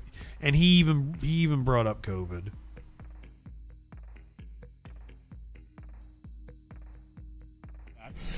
But he was just kind of filling up, his eyes were filling up with tears, just saying how he just saw everyone running and scattering. Yeah. You know, I mean, it's like Brown University. You had kids that were in college, right? Yep. We all had kids in college. But when you see this kid drive by and his head's down and his parents are, can you imagine that conversation in that car going home? One that none of us should have with our children. Well, especially they've been here. So for one several person hours now. dead. And we're just seeing them come out. And 4 people injured. They may be They have to be questioning each The one. victim is 2 people dead. One is the victim, one is the You can't suspect. let people go. They obviously that There is area speculation that the source who's been in the area suspect just, was the that father of the that whole area is victim. blocked off. They have to take samples and stuff like that. Let's go back to the core of what we know, right? Oh God, we know we're up to 3 dead now. We want to inform people. So we're doing, I said this with Brian Crandall at Brown, we're doing live reporting here. You're trying to get an interview, we're trying to get sources. 3 people confirmed dead. I think that leaves 3 people in the hospital. Who came to either watch a game or be part of this today, gone. Was in the stands. Right. You have another person who's passed away too. We don't know the relationship. Don't know the relationship. Don't know the age. We don't know if it's male or female. And you have families that are hospital beds with kids that just went to a hockey game, and now they're dealing with gunshots. Then you have a male shooter. You know, Well, a male shooter. Let me step in there for 1 second on this, okay? And challenge me. My source tells me, and somebody I talked to who was in there, that they couldn't determine if it was a man or woman. And I asked the chief that question, and she would not respond. Did the mayor say it was a male shooter in that news conference? Because it's pretty much was established in some of the reporting. It's Some a male of it was shooter. right, and, Yeah. and now there's a report that perhaps, and I'm not going to get into it because I don't have the backing of it yet. But there's some questions. But it appears it was a man. Somebody else thought it was a woman. Okay. So well, you know what? That's all gonna come We'll out. call that person the shooter. Right. That person, the shooter, killed themselves. Him or herself, and killed 2 other people. Right. And there were other people who were injured. Oh, yeah. To the left and to the right or behind. And we have reports that they were related to And that's what person who's just the victim. And that's the relationship. We also don't know if they're related to this family or these relatives, or if they're just strangers. All right, let's go back to the studio. Got some new info for us? Yeah, so we do want to clarify, because the video that we've been showing you guys, there was talk that there was the live stream going on. The video that we've been showing you on air of the shooting as it happens, you can hear the popping from the gunshots. That is viewer video that was sent to us, and that is now part of this police investigation. We're looking at it right now. So this is the video. Lynch Arena. Yes. Lynch Arena. This was about 2:30 this afternoon. Listen to the gunshots. There's about 15 shots there. And you see the players, at first they keep skating because they think it's balloons that are popping. Then you see them, suddenly they're jumping and they're rushing. Everybody's like, get Jesus out here. Christ. Get down to the locker room. They skate off. That's how they get off, on the far side. We see over on the side, that's where somebody has been shot. And apparently the shooter may be right there too. But several people have been shot. We have 3 people injured, 3 people dead, and 1 person apparently took tired his of having to own watch this life, shit as on far as we know. stream. Yeah, NBC 10's Brian Crandall, as soon as we got word that there was an active shooter, he flew out of here. He was working his sources. One of the first reporters to confirm with the mayor's office that there had been a fatality. He joins us live now from Pawtucket. I know, Brian, you've been speaking with some of those players who fled the ice. What else are you hearing at this hour?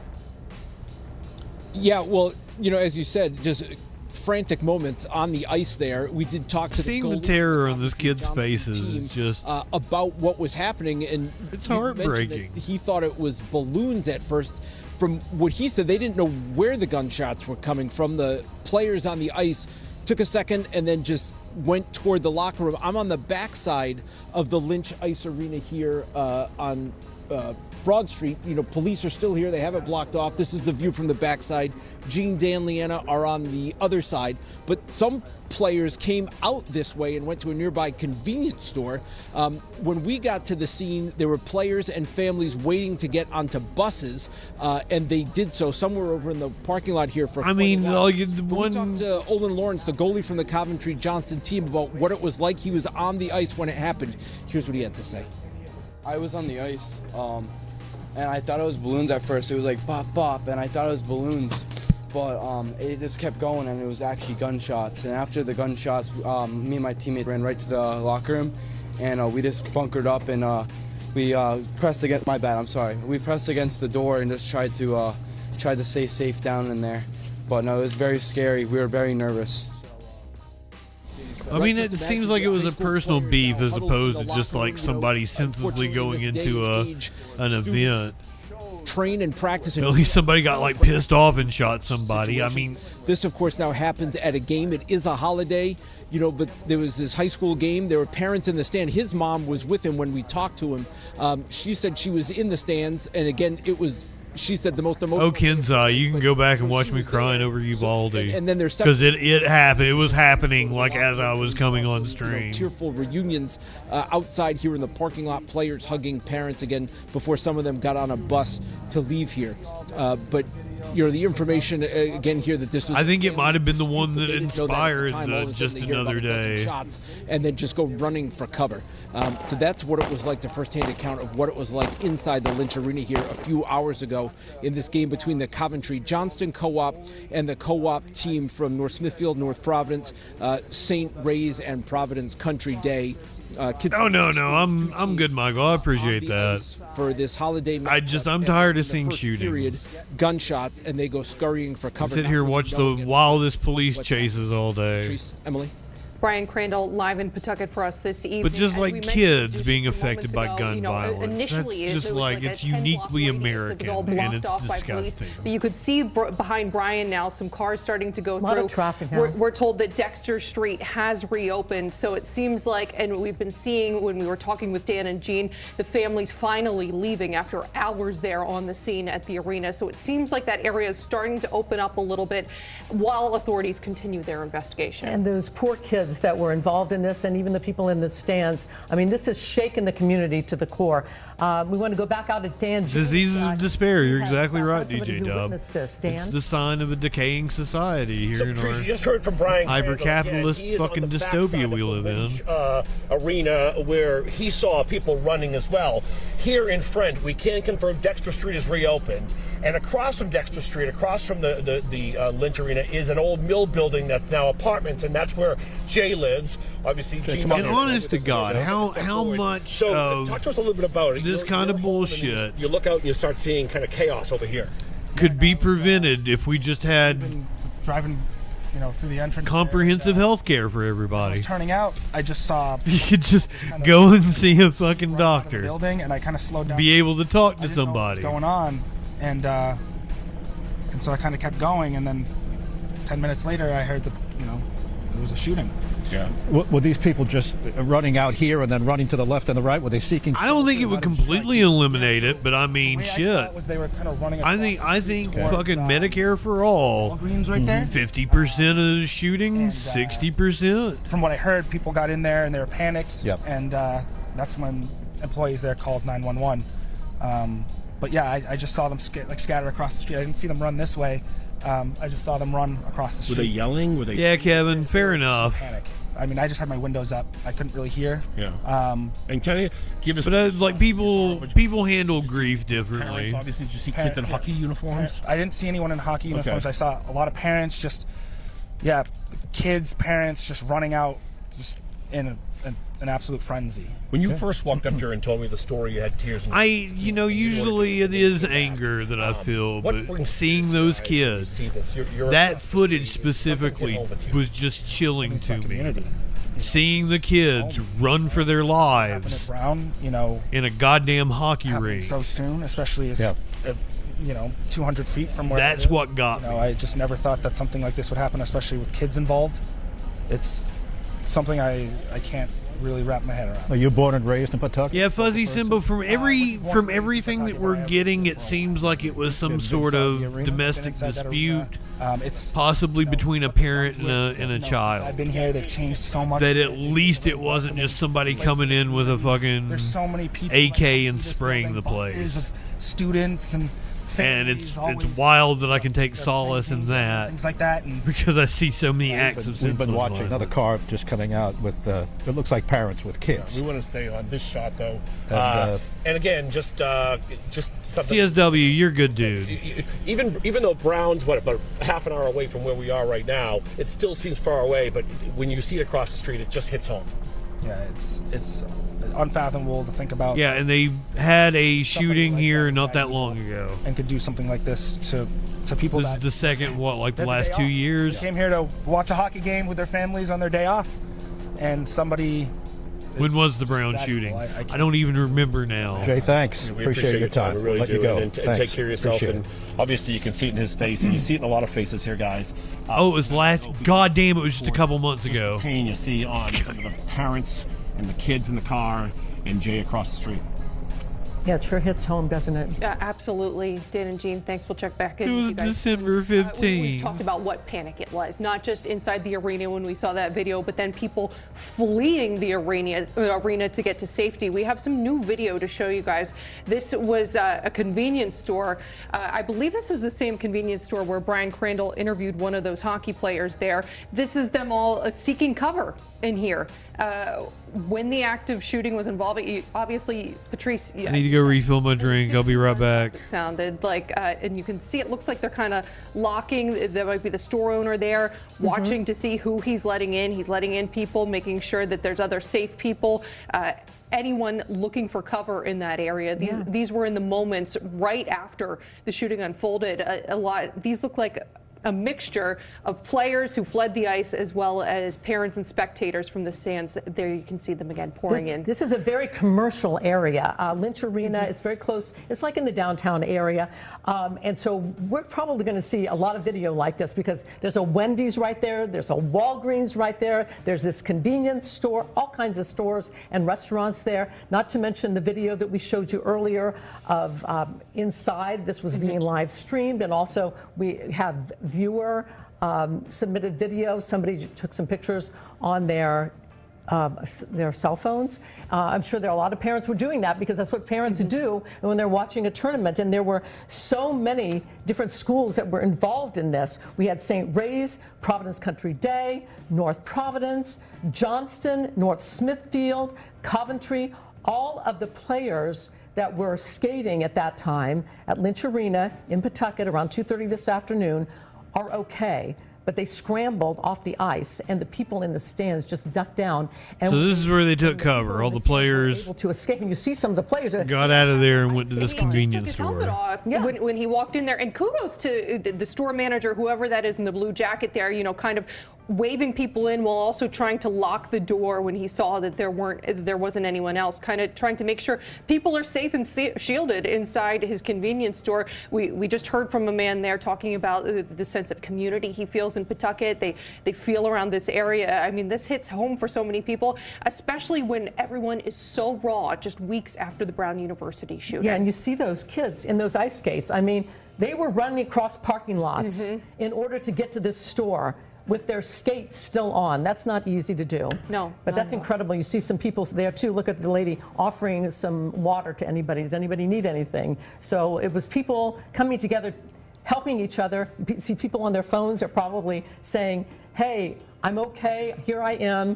I'm in this convenience store, calling home and saying, you might see this on the news. There's been a mass shooting, really, at Lynch Arena. Let's go out to Leanna Falk. She's covering the story for us as well. What's the latest out there, Leanna? Yeah, Patrice, we're still here at the corner of Barton and Dexter, but Dexter now, as you can see, has now completely reopened. So last time we spoke with you, there was a Pawtucket police cruiser that was stationed right here for several hours as the investigation was underway up Barton at the ice arena where the shooting took place. Now, again, this road has now completely reopened, and it's interesting how you describe it, Patrice, as a city center, a main area. There are several businesses around here. The parking lot we're in right now is an AutoZone. There's a Dunkin' Donuts across the street, a Domino's, several liquor stores, and so you can only imagine that in the aftermath of this shooting, there were several athletes, students, family members, kids, adults running into some of these businesses looking for safety, looking for cover, and it's good to know that there were some good Samaritans out there to offer them that refuge. Back to you. All right, Leanna, thanks. As the information was starting to trickle in, we were hearing things on the scanner. We were sending out crews to get out there. One of the first offices... I had to pack some dabs because that got to me, so I went and got gears while you were He held a press conference with the police chief of Pawtucket just a short while ago. Listen to what he had to say earlier today. It has to be traumatic, right, to everybody. I haven't had a chance to talk to anybody. We're trying to piece it together. You know, they're all being shipped out to have conversations with to keep the investigation going, and we're dealing with the families. We have a lot of our services, family services, the Nonviolence Institute, a lot of our partners. They're all in there. They're doing grief counseling, so we're working close with them as well. And you can see just how hard this hits him. You can see the impact on his face. So many in this community on the heels. We've mentioned it so many times, but we can't say it enough. On the heels of you and I were here just right before Christmas, the Brown shooting for days. This is horrific what happened today at that. All too common, all too common. We also heard the police chief saying that this, they believe, was a targeted event, that a shooter shot and killed 2 people and then wounded several others. 3 people are still in the hospital at this point. We think at Miriam and Rhode Island Hospital, maybe just Rhode Island Hospital, because it is the level 1 trauma unit. We have a comment now from Senator Jack Reed on the shooting. He said this is a horrific tragedy. Children and families should be safe at a youth sporting event, not subject to gun violence. Our hearts grieve for the victims, their families, and all impacted by this senseless shooting. We are grateful for the swift response of law enforcement and emergency responders who rushed to assist, as well as the Good Samaritan who confronted and tried to disarm the shooter. We've got to try to figure out who that person is. It appears that this was a targeted incident. The suspect is dead, and there is no ongoing threat to the community, but there are a lot of unanswered questions. This is Senator Jack Reed saying this. He says, I will continue to closely monitor the situation and ensure the federal government provides any assistance that may be necessary. So if you are just joining us right now, there was a mass shooting at the Dennis Lynch Arena in Pawtucket today, about 2:30. The kids were on the ice. None of the people who were skating were injured. They skated off, went back to the locker room. The people in the stands ducked down. A total of 6 people were shot. We know that 3 people are dead, including the gunman. 3 people are still in the hospital at Rhode Island Hospital and perhaps Miriam Hospital, but we haven't confirmed that yet. But we believe that it had to do with a family dispute. So this was a targeted incident, and maybe these other people who were shot just happened to be in the wrong place at the wrong time. Yeah, and that statement from Jack Reed is the first time we're hearing any kind of confirmation. We've heard rumblings of this Good Samaritan who tried to disarm the gunman. That's the first time we've heard anything concrete coming out of anyone who's in on the investigation, and it'll be interesting to see. We have so few details about the 2 victims who died, as well as the 3 people who were in critical condition at the hospital. If that person was maybe one of the injured and trying to disarm the gunman. But the great thing is that if there's something good as far as the investigation is concerned, there's video of this. Yes. So we're going to see exactly what happened. We have that video and we've shown it to you many times, but it does show the Dennis Lynch Arena. It shows these 2 co-op teams. They were skating against each other. All of a sudden you hear the pop, pop, pop, pop, pop, pop, pop. And apparently it was some kind of family member. And here's the video right here. Let's listen. People still don't know what to make of it. Then they realize, and all the players who were off the ice, they duck down. The people in the stands duck down. Some kids don't know which way to go. They run back to their team, and then suddenly it's like, come on, let's go to the locker room. They skate across the rink. They go out the exit, which is on the other side. That's where the lockers are. That's where the locker rooms are. And on the right, if you go to the right, that's the entrance. That's the main entrance. That's the entrance everybody goes in. I know there's another exit where the Zamboni is, and I think some of the kids. Yeah, they said 15 shots, but like, Mama, you're probably right. He emptied a whole mag, right? And we do want to clarify, we had blurred out the right side of your screen there because that's where a number of the victims were in this shooting. NBC 10's Brian Crandall took off as soon as he got word that there had been some sort of incident in Pawtucket. He's been working the scene out there for hours now. He joins us live with the latest. Brian?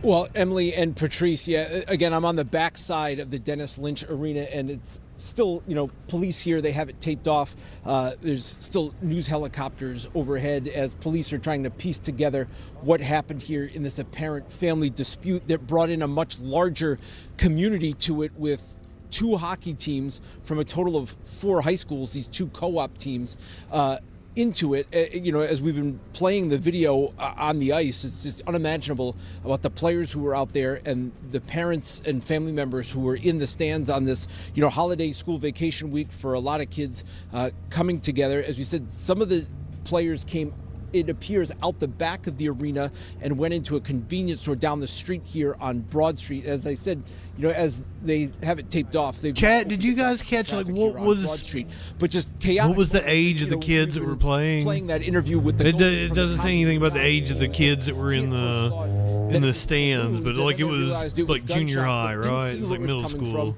It was high school. Okay, sports card says high school. Been shot as they hurried off the ice and just tried to focus on getting away. They went into the locker room. He said they were in there for about 20 minutes before police officers showed up, which he said was a relief, and then was reunited with his family outside after. Again, you've got family of players in the stands who are then trying to get back together with the players. When we arrived here, the 2 teams looked like they were in 2 different spots. One was over here, and then that Coventry Johnston team was on the other side, and they were just getting onto buses when we showed up. As you're looking, live overhead me here, as you look at the totality of the scene here with police vehicles still lining the streets around the Dennis Lynch arena, and now the families and those players starting to process what happened here a few hours ago, and how there were bullets flying not that far away from them. Again, as we have 2 shooting victims who are dead, 3 others in the hospital, and the shooter dead as well, apparently from a self-inflicted gunshot wound. But again, we've been talking about just the chaos and the frantic moments for all the people involved here as this dispute spills out. It involves at least dozens of other people who were at this rink watching or playing in a hockey game this afternoon. Patrice, Emily? Yeah, you were interviewed the goalie for one of the teams, and they were still in their uniform, and we were looking at the video, the surveillance video that came from the convenience store, and we noticed that the athletes were still in their skates. That means that they were running for their lives. They didn't even have a chance to take their skates off. They ran out the door and ran across the parking lot and just found shelter wherever they could. Yeah, and it's kind of unclear.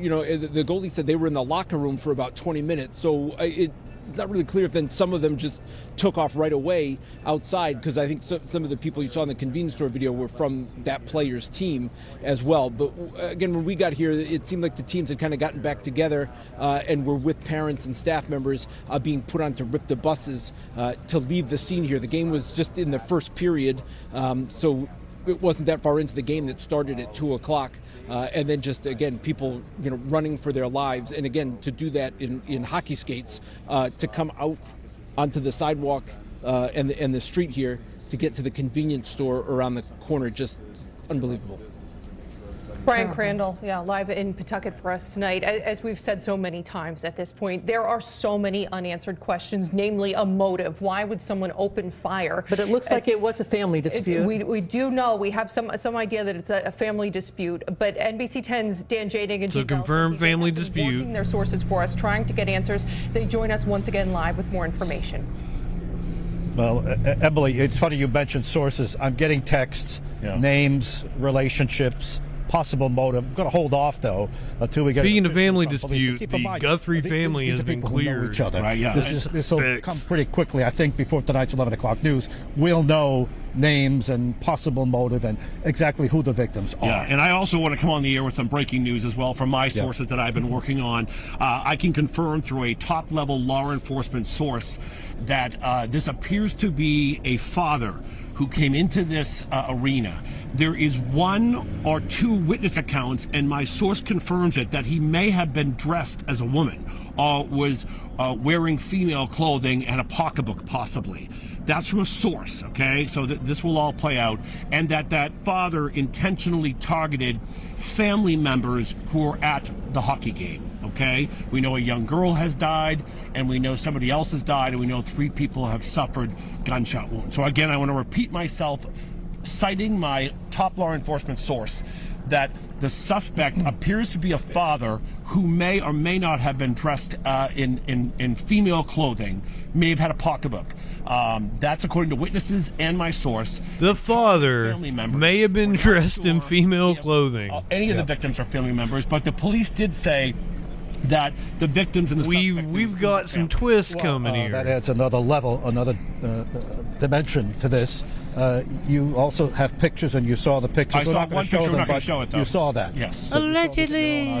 Description that you just. You know, the thing too is, as you watch here, we're live. Holiday, as a reporter, I want to think that these guys are, they're just trying to, break the story. Sources, years of trust to try to get you the information, not speculation, information.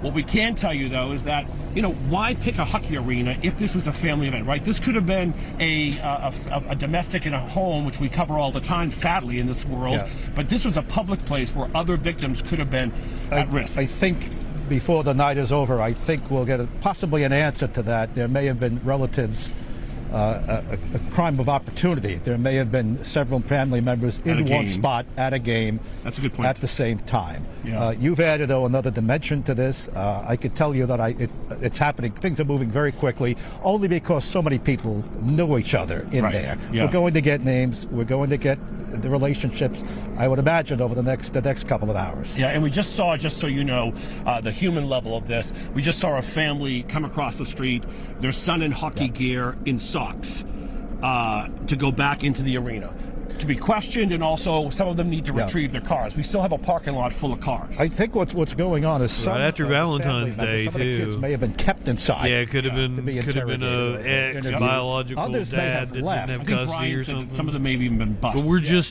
we're just speculating with their parents to get their cars and leave. And we're seeing a steady stream of vehicles leaving now with what looks like parents and kids in the back seat. So we're not going to zoom over because those windows are dark. But that's a hockey player in the front seat with his mother. Mm-hmm. And again, you can't imagine the discussions being had because likely king shaming is not okay. News Network involves at least 6 schools. They probably the people who are watching who are here or have kids in hockey. They already know who the victims are. Correct. And this might not have been anything to do with but these could be out of like a trans person, or they're trying to insert trans people into this. This could have been somebody just trying to disguise themselves. There goes another emergency vehicle. It's easy to put on a wig and a fucking dress and shit. So again, and we have a lot of police coming in too. So it looks like they're making quick progress and doing whatever they've been doing in there. We appear to be entering another phase of this. All right, we're going to hold there. We're going to head back to our co-anchors holding down the fort back at the station. All right. Dan and Jean live in Pawtucket. So let's recap where we are. There was a hockey game today between 2 co-op teams comprised of players from Coventry, Johnston, St. Ray's, Providence Country Day, North Providence, and North Smithfield. Around 2 o'clock, shots rang out in the middle of the hockey game. We've been showing you that video.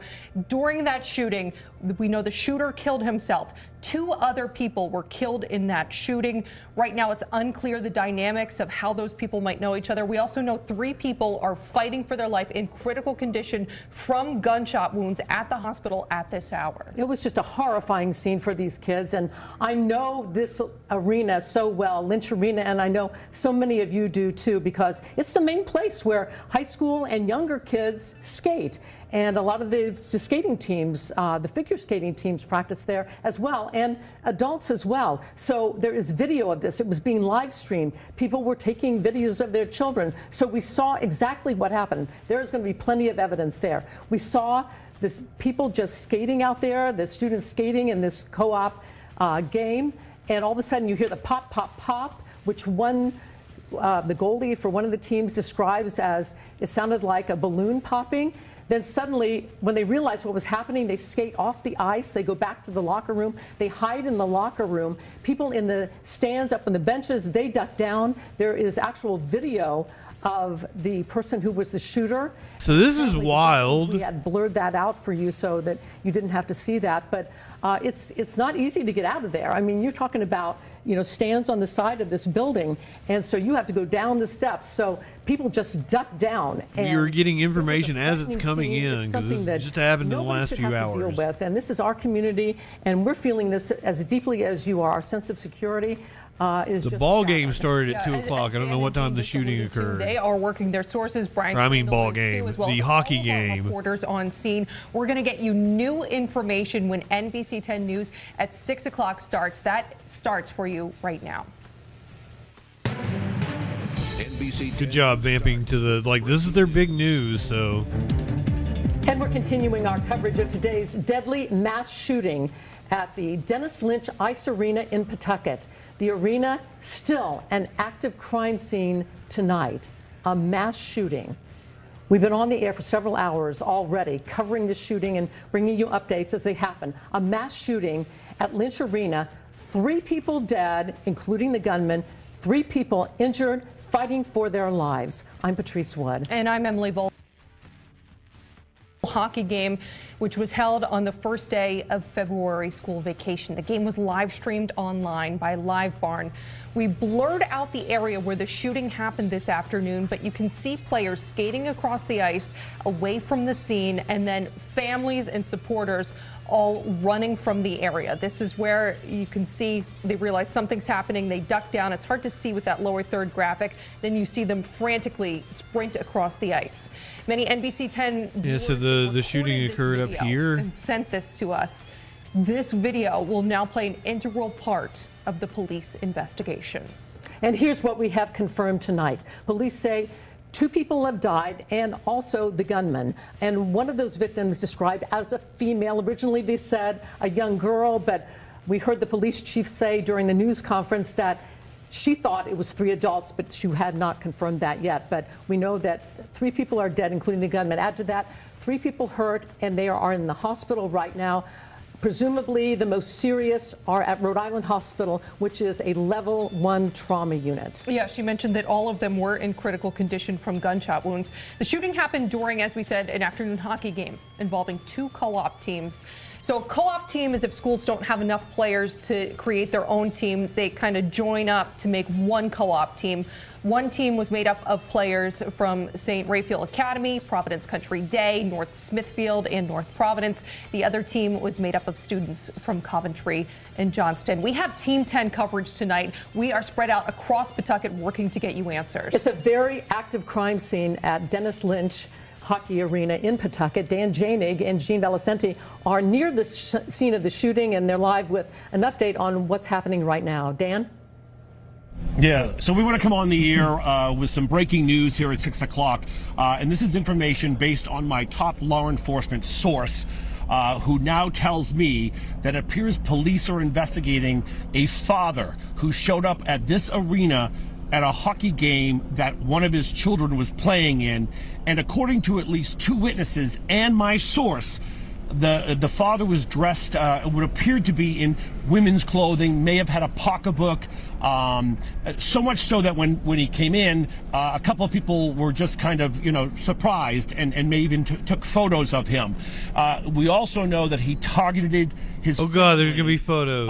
and there were several family members here. We don't know if all of the victims are family, but we do know at least one of them is, based on source information. Now, Gene, you and me both have some source information that we don't want to share yet because we're not 100% with it, but it appears at this point this is a family tragedy that played out in a public arena. I think it's safe to say that in the end, the shooter, whomever that shooter is, and the other 2 people who were killed, at least one of them is a family member. The other one may have been peripheral. We don't know that yet, and that may change. Some of the other people who were injured may also be family members. So it appears most of those either killed or injured were family members. There may be someone who was not related but very close to them. This is this is a family tragedy that didn't play out at a home. It played out in a hockey arena where maybe all the family was gathered to watch their child play in a game. I think it might have been a crime of opportunity. There may have been some other relatives there at the time. I also think that so many people know this particular family. They're players that this information will gel and solidify very, very shortly. We'll get. I already have names and relationships. I'm not going to go with it though, just because it's very fluid. We'll wait for the police to give it. Let the police do their job, but we just want to give you what we know. We did talk to Chris Clark, who lived across the street, and he came home and noticed this was a mass shooting that took place at a hockey game and here's earlier today in Pawtucket, Rhode Island. It's my community. This is my home. Sorry. You know, after what happened at Brown, happening so soon, especially at the hockey game from where I live, started around 2 o'clock this afternoon. The shooting took place sometime it's after. Something I can't really wrap my head around.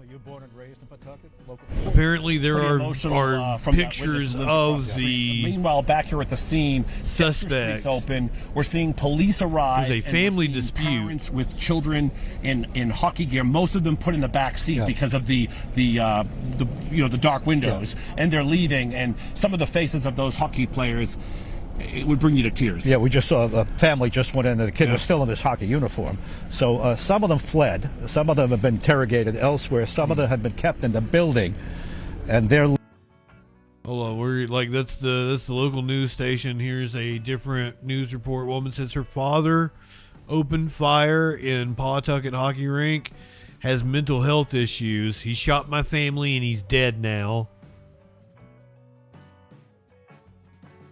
The woman, who did not provide her name, was exiting the Pawtucket Police Department with a man and a child when she offered that information. My father was the shooter, she said. He shot my family and he's dead now. That is a picture of the young lady.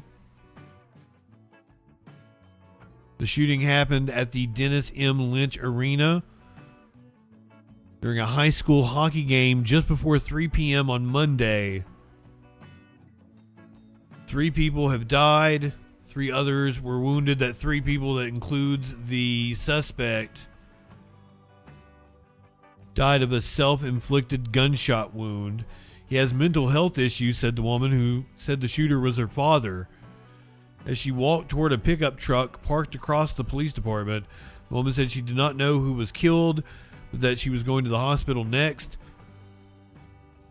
I don't know if this is... I do want to play you that sound because this woman, she came out as well, and we started asking her about her relation to this situation, and this all unfolded right before us. Listen. Your father was the shooter? Yeah. What happened? What happened? He shot my family, and he's dead now. What was the reasoning? Was there a family argument? He has mental health issues, so. Is it your daughter that was killed? No. I don't know who was killed. Okay, so after that, a few moments later, we continued to speak with her, and she also said that her father has mental health issues, and the reason that he did this is because of that. He was struggling. She said that her father is dead. She said she was also going to the hospital right now, presumably to see her other family members who may have been shot here. He was apparently wearing a dress. What she just told us moments ago. Seems like some sort of disguise to try to sneak in. Elsewhere, some of them have been kept in the. But the report from these guys is that. And they're leaving. Nobody was. I just want to tell you, we're about a half a block down from the arena. Nobody was fooled by his outfit. Of the ATF, Alcohol, Tobacco, and Firearms, a federal agency. I've seen people with FBI jackets on. Also state police and local police. All right. Mass shooting, right? Mass shooting. Mass shooting. Federal gets involved to assist with local leading police. And just so you give us an idea, Gene and I are right here at the epicenter of this ground zero. Our colleague. They know that because they just did this 2 months ago. Press conference took place earlier, and then on the backside is Brian Crandall, who we're going to go to now because Brian's going to pick up our coverage. He's directly opposite us. Brian, you take it. Yeah, Gene, Dan, this appears where some of the players at least came out in those frantic moments after the shooting. Police are still blocking off this area here on Broad Street. Broad Street itself is now open, but some of the players, it seems, came out onto Broad Street and went into a nearby convenience store. We've been showing that video of the moments of the shooting on the ice. It was the first period of this hockey game. We spoke to a player, the goalie for the Coventry Johnston team, who was on the ice at that moment. Here's what he told us about what happened. I was on the ice, and I thought it was balloons at first. It was like bop, bop, and I thought it was balloons. But what do you call that haircut? And it was actually gunshots. And after the gunshots, me and my teammates ran right to the locker room, and we just bunkered up. The type of mullet? We pressed against. My bad. I'm sorry. We pressed against the door and just tried to stay safe down fair in enough. there. But no, it was very scary. We were very nervous. Where did the shots come from? Do you know? Yeah, it was the far side. So I was on the where the Zamboni is. It was the far side of the building, on the opposing side's bench. Yeah, it was scary. It was a lot of shots. How many? I think I heard 14. Did you see where the people who were shot were? I did not see. I was so nervous. I went down and then I ran. And the good news, none of the players were hurt as they got off the ice. None of them were shot, it appears, again, as there was apparently more than a dozen shots that were fired in the stands. And again, some of them went to the locker room. That player, the goalie, Owen Lawrence, told us it was about 20 minutes before police officers came in. And he looked like a goalie. Talked to his mom, who said it was like the most emotional day of her life again, and then they were reunited after. But just chaotic moments for the people on the ice, and of course the people in the stands here in this afternoon holiday hockey game between the two teams, one from Coventry and Johnston, the other from St. Ray's, PCD, North. What holiday is it? In North Providence. Now, it's probably like President's Day or some shit. On the scene. Let's get to our colleague Leanna Falk, who was at the press conference a little while ago with authorities who had a little bit more information. Leanna?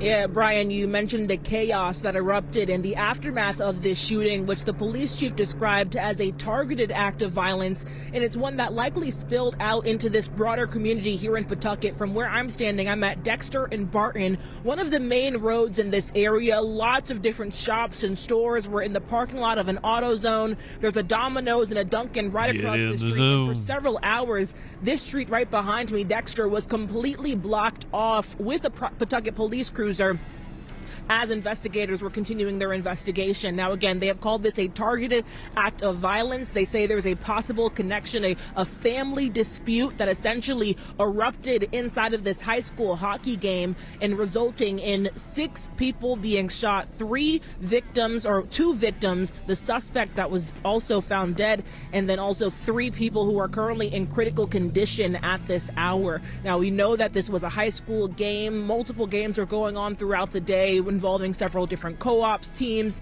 and we know that, again, they've called this targeted. This was not random. This situation happened because police have called it, again, a possible family dispute. They haven't given many details regarding the extent of that as far as a motive, who the shooter was, any details on who these victims were, but we know that this was targeted and it was likely a family dispute. We have more sound from the chief on this. Take a listen.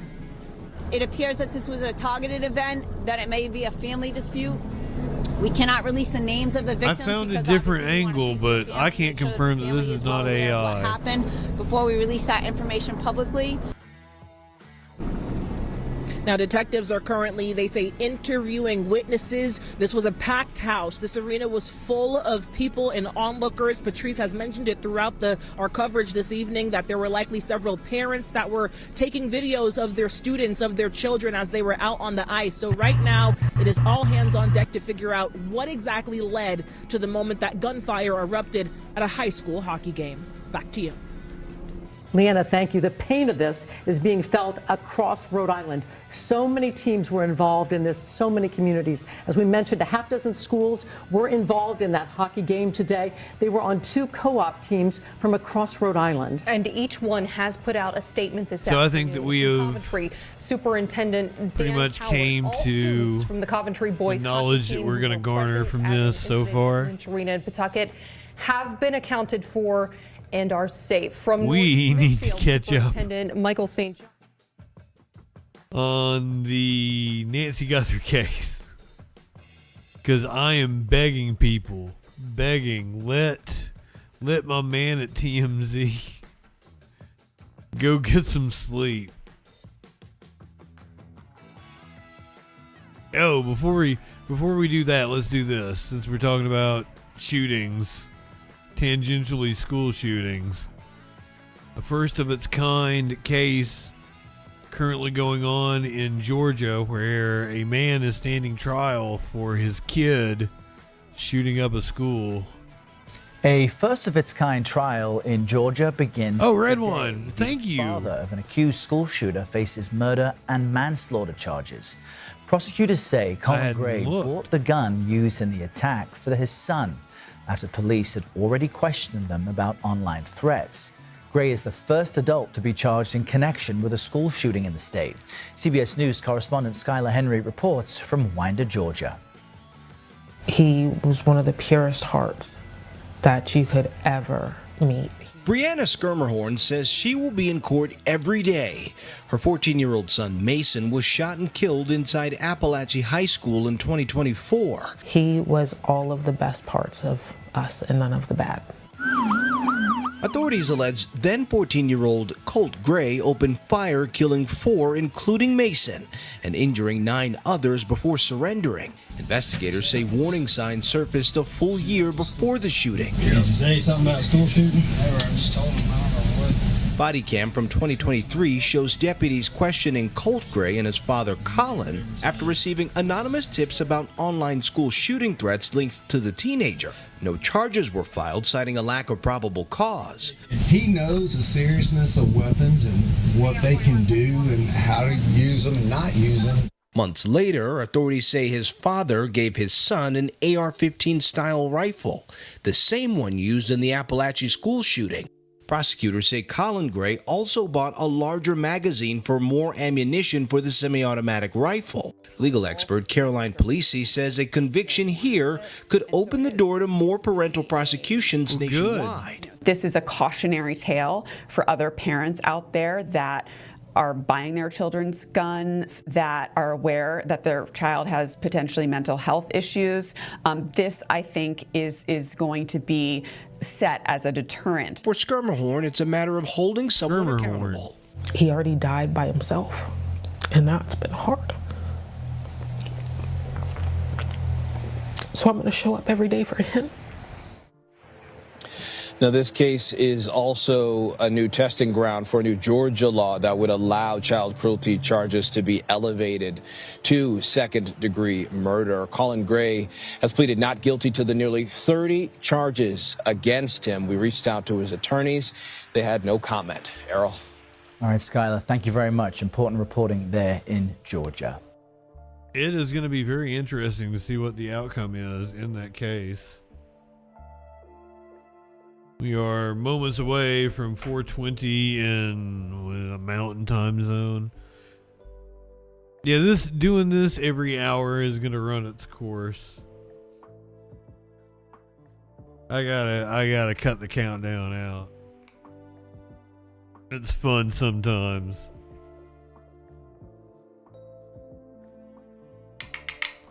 Definitely gotta cut it out if we're gonna be broadcasting on TikTok.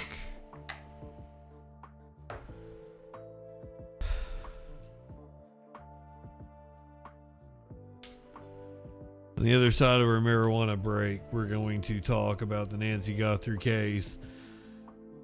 Seriously, my boy Mark Levin, is that it? Over at TMZ, I don't think he's had like a full night's sleep since this case is broke, and I think he's gotten another letter. I know he got one this morning. There has definitely been an update, but if he's gotten another letter from the thank you, Red Wine.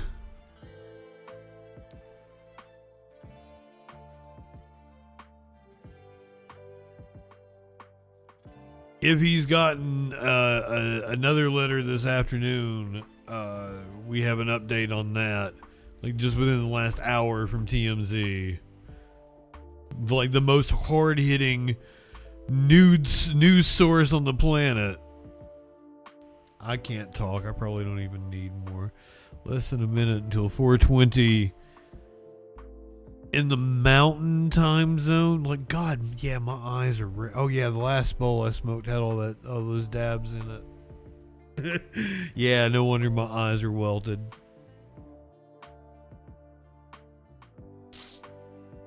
I got really high.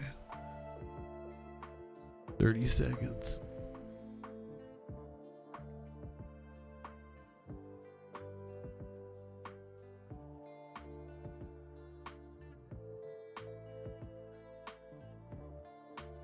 You're in the mountain time zone and you'd like to partake.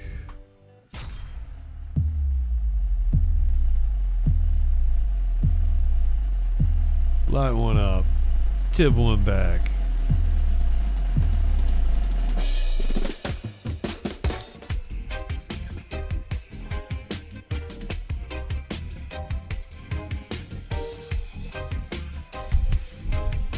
Or you don't have to be in the mountain time zone to partake. You don't need a reason. Silent.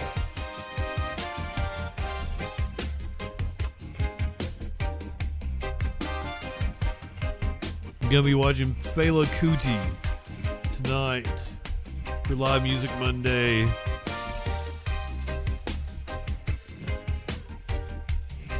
A Black History Month spotlight. One of the greats. It's going to be on Twitch right after the Troll Patrol, which probably won't be much. I got several stories, though. We got a lot of shit to cover. We'll probably check back in with Pawtucket.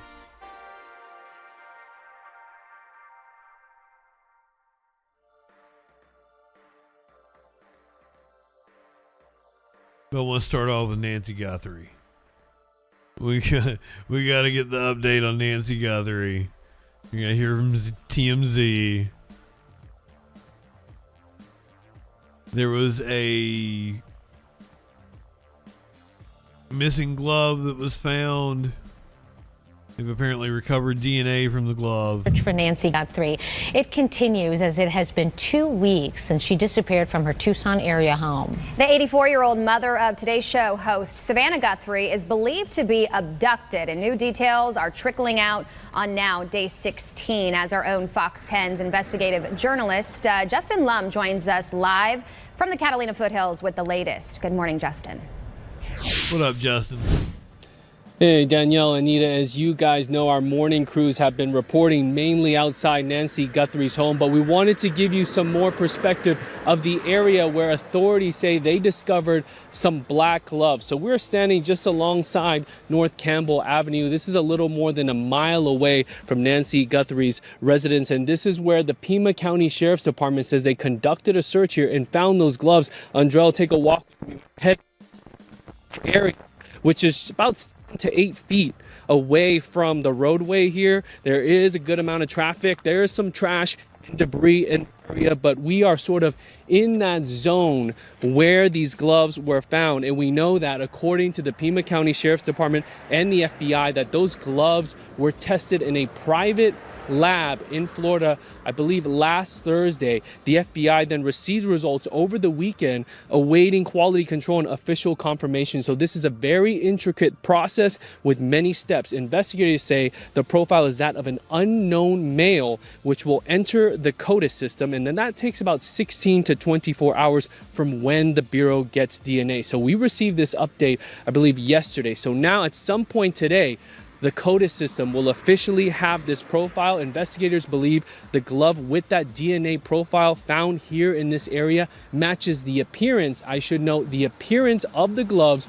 worn by the suspect in that surveillance video outside Nancy Guthrie's doorstep. Here's what former law enforcement had to say to Fox News about the DNA testing. How you can be so dumb, like yank off your gloves, like just as soon as you get outside the house? If it's the glove, that the suspect's profile, DNA profile, will be on the inside. Then the question is, will Nancy's DNA be on the outside? They're going to process it. They're going to get a profile. They could get a CODIS hit off of that profile alone. But what they're also working with is other collected samples. So they've got unidentified DNA that they've collected from inside of the home. That could be a match. That could further their investigation. Now, speaking of this suspect, I reached out to Sheriff Chris Nanos today regarding reports of the clothing and mask on the suspect being purchased at a Walmart. He says that the only item of clothing of any kind that's been identified as purchased at a Walmart, whether it's online or in person, is the backpack. And to elaborate on that email exchange, PCSD is saying that the clothing seen on video, quote, may have been purchased from a Walmart, but it is not exclusively available there like that backpack is that we've been discussing for many days. So that idea of the clothing being strictly from Walmart, PCSD says that only remains a possibility right now, guys. Justin, thank you. That's an excellent perspective. One of the first times we've really seen along that roadside. What is the word out there? Do they believe the gloves were discarded maybe through the window of a vehicle? Was a potential suspect walking up and down that area? Is there any more information coming out about these gloves?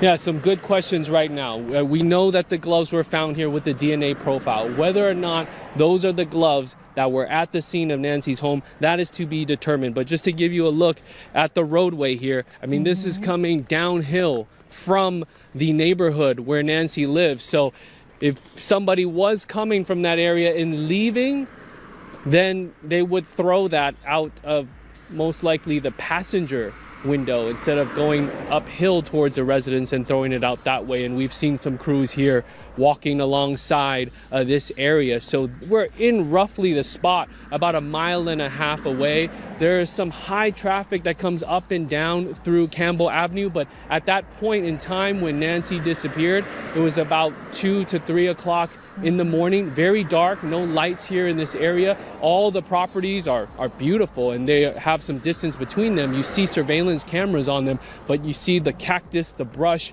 It's unknown what kind of images have been captured during that time frame. But we want to give you an idea of what this looks like and where these gloves were found. Guys. Yeah. Excellent. Thank you. All right, Justin, thank you so much for your report. Stay with Fox 10 for the latest developments on the air and online. That was really good. QR. He did a fantastic job. Let's go to our boys at TMZ. Hear about the ransom note they got this morning and any updates throughout the day.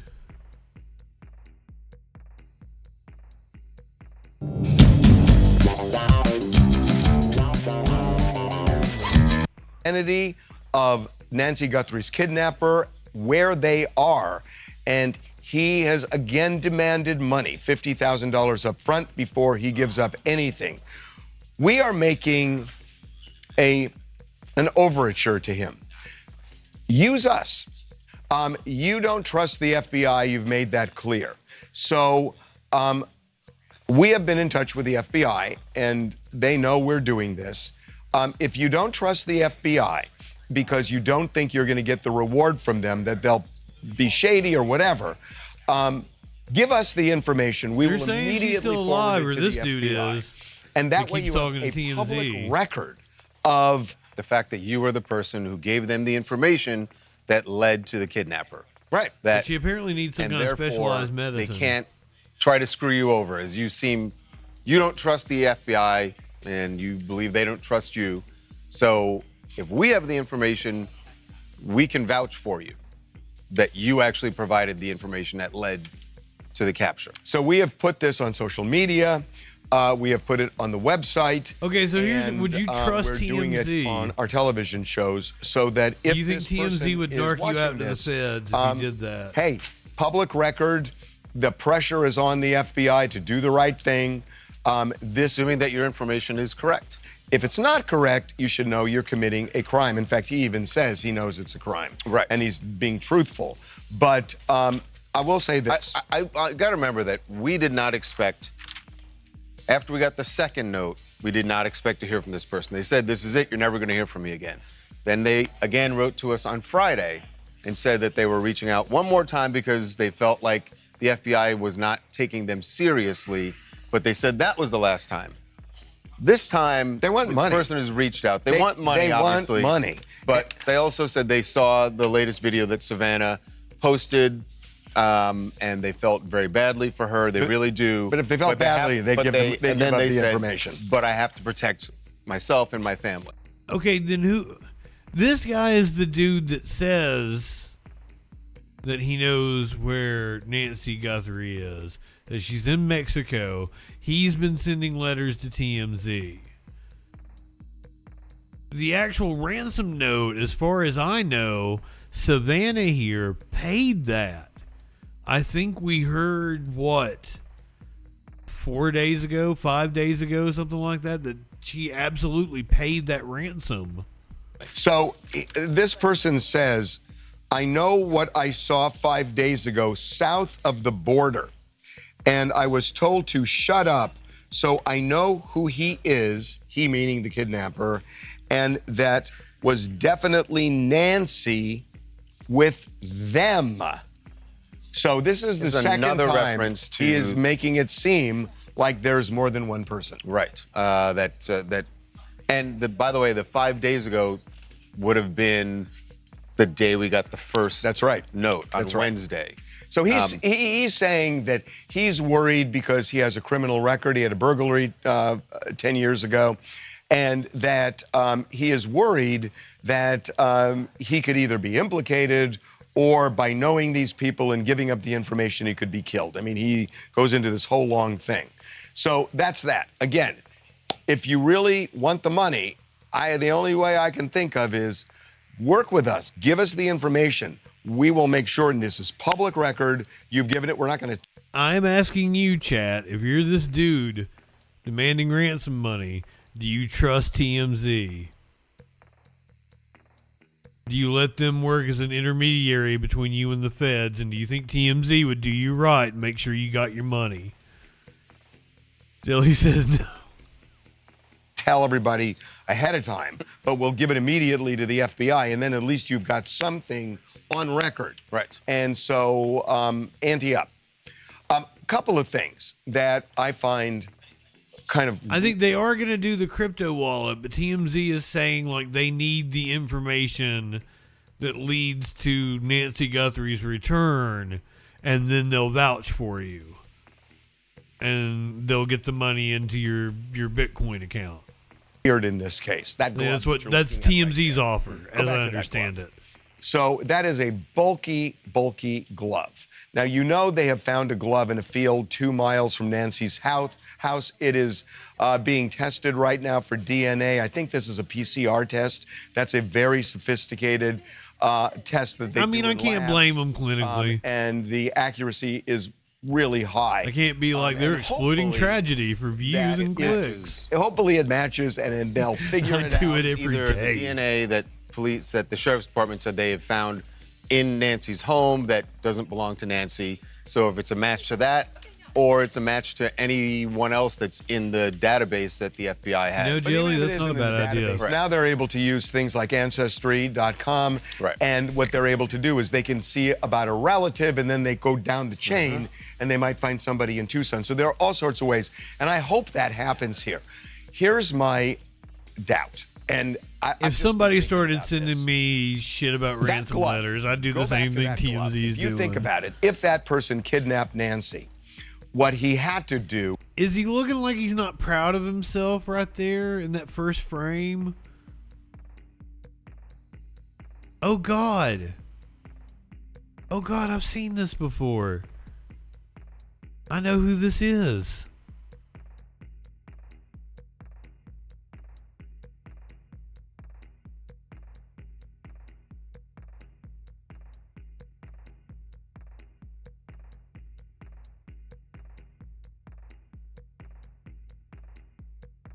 Has anyone interviewed Michael Cera?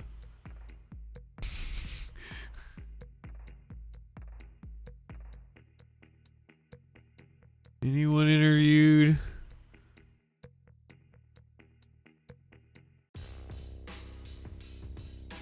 Michael Cera? I think he might be the one.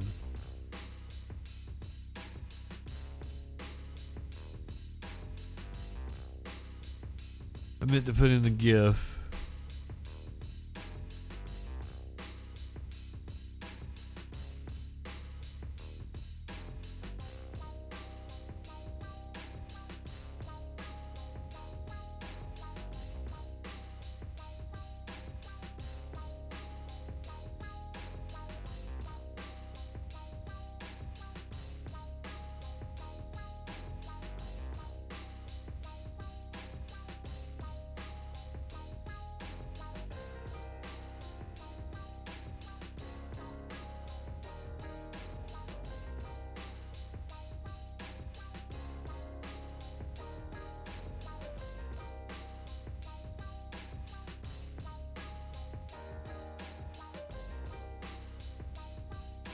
It's the same posture. The same build. Looks about the same height, wouldn't you say? Teller X, welcome in. Welcome, friends. I think I just solved the Nancy Guthrie disappearance. This is the suspect. The Nancy Guthrie disappearance. Look at that posture. Look at the way his head slumped over. I knew I'd seen it before. It is Michael Cera.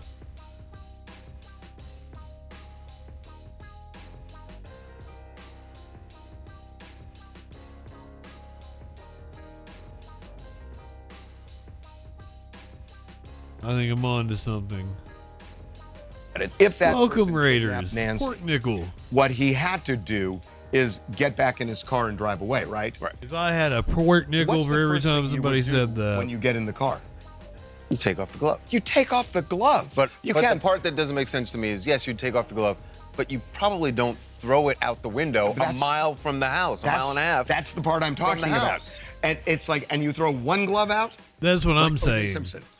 So That's look, the I mean, stupid part. the point is, why would you? And even if you got out, anything you had that you were wearing while committing the If you do want to throw the glove out, if you want to get rid of the glove, get rid of the evidence, you do it somewhere far away. You burn the shit. crime, you don't throw out. Hey, you, Jelly, with Coke. you if you want. You owe me burn one. it or whatever it is, but you're not.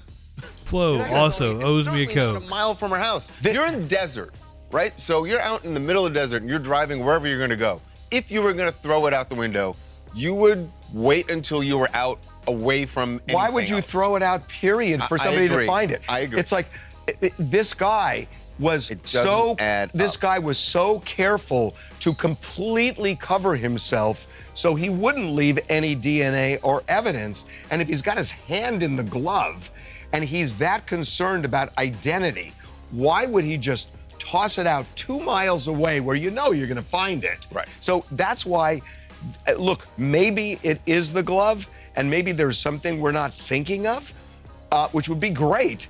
But I just have my doubts because this never made sense to me. The other thing that doesn't make sense to me, there have been some reports that maybe this was a burglary gone bad. I'm not buying it. Yeah. And I'll tell you why. That if he is covering himself like this, first of all, burglars generally don't do that. The other thing is that if he knew anything about Nancy, Cameras now, they might. Well, you cover your face anyway. But you yes. cover your face. Right. But if he's that careful not to, and if it's a burglary, and if he's that careful not to leave DNA, if he gets in the house, how do you open a drawer and pick up jewelry with those gloves on? And if you take the glove off to grab it, you've got Now you fingerprints. left fingerprint. So Fingerprint. that doesn't make any sense. And the other thing is, it's like Nancy Guthrie, well known, goes to church. And that was a Sunday morning. If he would have waited 8 hours, she might be at church, and then you go to an empty house. Well, that means it's a you're talking about it being a targeted burglary I am. as opposed to a random one. But I don't think it. I'm not. But you don't think it's a burglary I don't at think all. it's a burglary Right. at all. Right. It just doesn't make sense. Doesn't add up. And when you look at all the videos that we've been looking at, that we've been getting, those are all people where their faces are visible. We blurred them, but their faces are visible. Not that guy. Not that guy. Yeah. That guy wants to be covered up, and so this whole burglary gone bad. I'm not buying it. Well, the Pima County Sheriff's Department came out. The sheriff himself said, I don't know where that report came from. It is not something that we are, he said, that's not our operating theory. So the final thing, again, we received that ransom note now a week ago. And I can tell you the FBI is keenly interested in this note. 2 weeks ago, the ransom note, the actual one saying we want Bitcoin. Oh my God, you're right. It's 2 weeks ago. God. Yeah. 2 weeks ago. The FBI is still keenly interested I told in you. this note. It is This motherfucker has not slept since this started. The identity of who wrote it. But again, nothing's been paid, but they are interested in that note. Brandon from Philadelphia here. This case has become like the greatest kidnapping in American history. It seems like even bigger than the Lindbergh baby. Well, like, it's been over 2 weeks now. Where's Nancy Guthrie? People are saying she might be in Mexico. It's scary. It's horrible, this dude. He's like, I'm so happy we have this to talk about. You know, a final thing, and I talked to somebody. Disgusting. Well, supposedly because it's not easy to trace.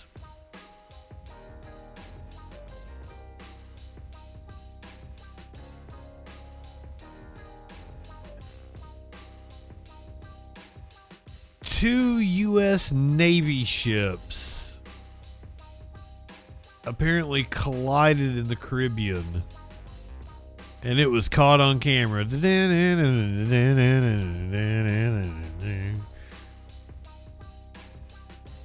Collision of two U.S. Navy ships, a destroyer and another ship. There's also late word coming in tonight a fighter jet was scrambled while President Trump was at Fort Bragg today. A plane intercepted what had them so concerned. But first, it would have been like a day or two ago. Martha Raddatz now. Tonight, images of two U.S. Navy ships colliding in the Caribbean. Videos appearing to be taped by crew members and circulated on social media, capturing the destroyer USS Truxtun and a military supply ship slam into each other during a replenishment operation Wednesday afternoon. A horn blaring as the destroyer approaches the supply ship. Was there like rough waters or something that slammed it into it or something, like, you know, benefit of a doubt? Crashing into its side. Officials now assessing whether the vessels are able to proceed with their deployment in the Caribbean, where they are part of the massive U.S. buildup to go after drug cartels. The images emerging as the Marines announced the death of 21-year-old Lance Corporal Chukwuemeka Ofora of Florida, also deployed in the Caribbean, who fell overboard the USS Iwo Jima and was declared lost at sea after a days-long search. And David, to that late-breaking news, a small private plane flew within the restricted airspace over Fort Bragg, where the president was speaking today. One fighter jet was scrambled to intercept the plane. The jet released flares to alert the private plane, and the pilot then diverted to a regional airport, likely entering that restricted area inadvertently. David? Martha Raddatz with us tonight on both fronts. Martha, thank you. Guess who was officially less popular than Joe Biden at his lowest point? You guessed Trump. You might be right. They don't know what the fuck they're doing. Do you understand that? Here's our boy Harry. President Donald John Trump. Look at this. I got four numbers across for you on this screen here. They are all second-term lows for the given pollster. What are we talking about? AP Nork, 26 points below water. NBC, 22 points below water. Yahoo YouGov, 20 points below water. Quinnipiac, 19 points below water. So we're ranging from negative 19 points all the way to negative 26 points. You know, Kate, there's this question that folks keep asking, you know, where is the floor for Donald Trump? And I'm not sure there is a floor, because if there is one, Donald Trump, at least in term number 2, has just fallen through it to another low level. How does this compare with his first term, and how does this compare with Joe Biden? Okay, so we look at these numbers right here. One of the things that Donald Trump had been arguing, his proponents have been arguing, oh, you know what, he's doing better than he was doing in term number 1. No longer is that the case. What are we talking about here? Okay, net approval rating at this point in the term. Look at this. 22 points below water on average when you average all the pollsters from the last slide. That is actually lower. That is lower than he was at this point in term number 1, when he was 17 points below water. So he's doing 5 points worse, and he's doing way worse than Joe Biden was doing at this point in his term number 1, when he was 13 points below water. So the bottom line is this: Donald Trump is setting new records for himself in term number 2, setting new records for himself compared to where he was at this point in term number 1, and he's doing worse than Joe Biden, which is, of course, the comparison that Donald Trump does not want to be, because we all know what happened to Joe Biden. His party lost the House in term number 1, that midterm elections, and of course, Joe Biden was not reelected to another term. At this point, the numbers are no bueno for the President of the United States. What's driving this that you're seeing right now? Okay, Kate. You know what? This is the segment. We have done it over and over and over again because he keeps setting new lows for himself. What are we talking about? Well, we're talking about independence. We're talking about... Yes, Trump keeps setting new lows for himself. Now, Harry Hinton is referring to this in a very specific manner, but like that applies to every aspect of his life. He keeps setting new lows for himself. Independence. When you lose the center of the electorate, you lose the American people. Trump's net approval rating among independents, you know, at this point, you go back term number 1, he was 17 points below water. Now, according to Quinnipiac, he is 27 points below water. I don't understand how this works out well for the President of the United States. When you are 27 points below water, underwater, with the center of the electorate, with independents, you lose, your party loses. You know, I've made the comparisons. You lose. You know, oh, he's more underwater. Good day, sir. Gaines. I've made the comparisons with all those different divers. And the bottom line is this, you can continue to make those, but over time, when you keep making those same comparisons, they run a little bit old. But at this point, I don't really know who to even compare Donald Trump to because he's just so low, and he's so low with the center of the electorate. 261 days to go. Oh, shut the fuck up, Manu Raju. We're 261 days from the election. It'll be Christmas before you know it.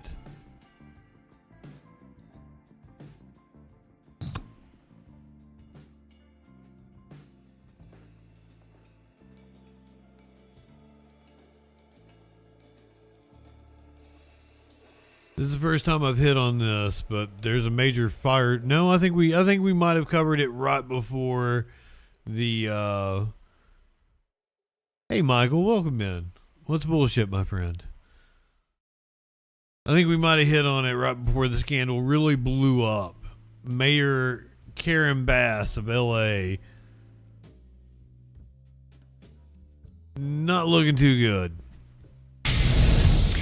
Last week, you may recall, a bombshell report in the LA Times alleged that Mayor Karen Bass directly ordered the watering down of the Palisades Fire After Action report. Today, a new report suggests the mayor was also the best cocksucking president ever. I can't wait to have your cock in my mouth. I'm going to give you the blowjob of your life. Then I want you inside of me.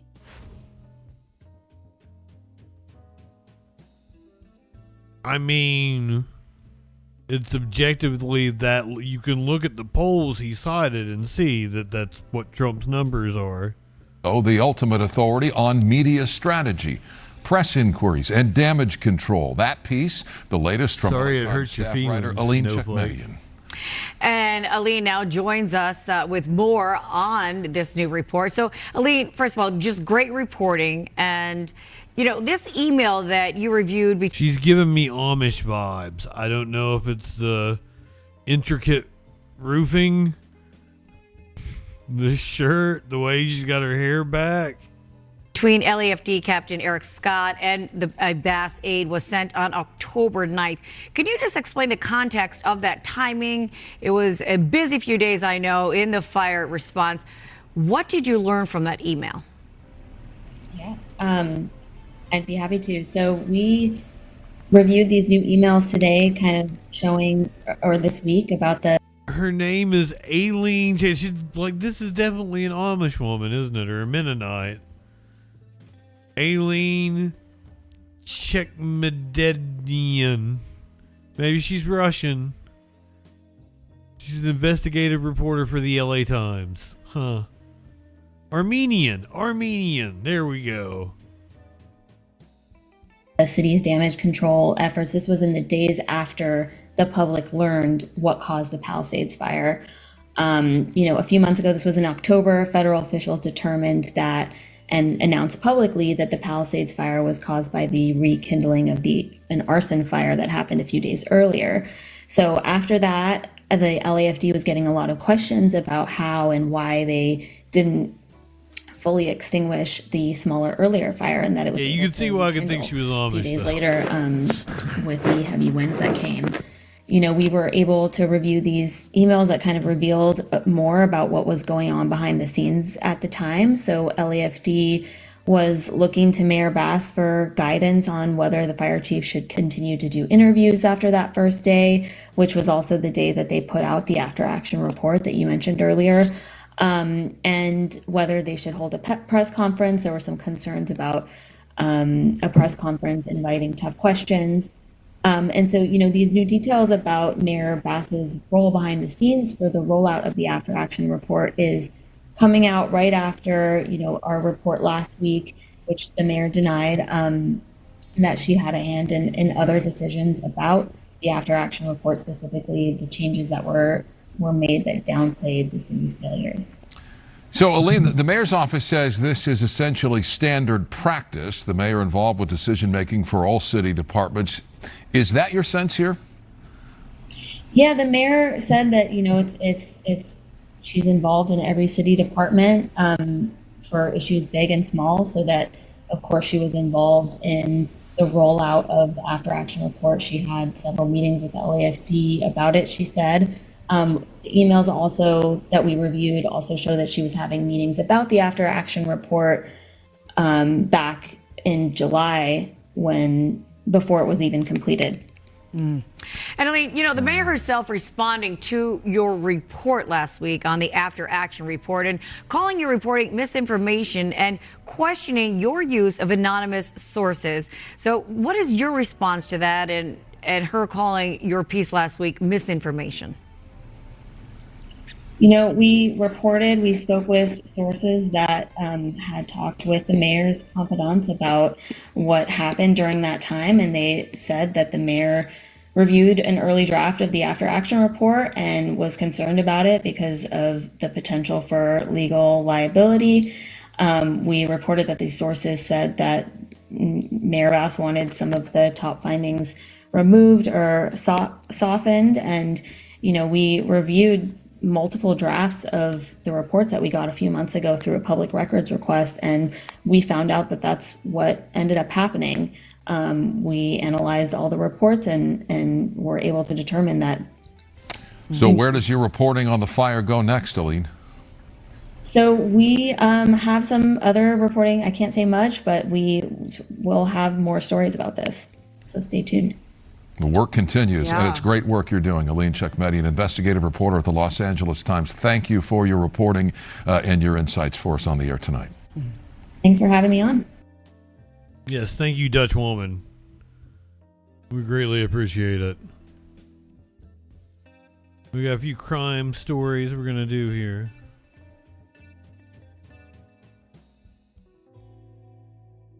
Then we're going to watch Fela Kuti for Live Music Monday on Twitch.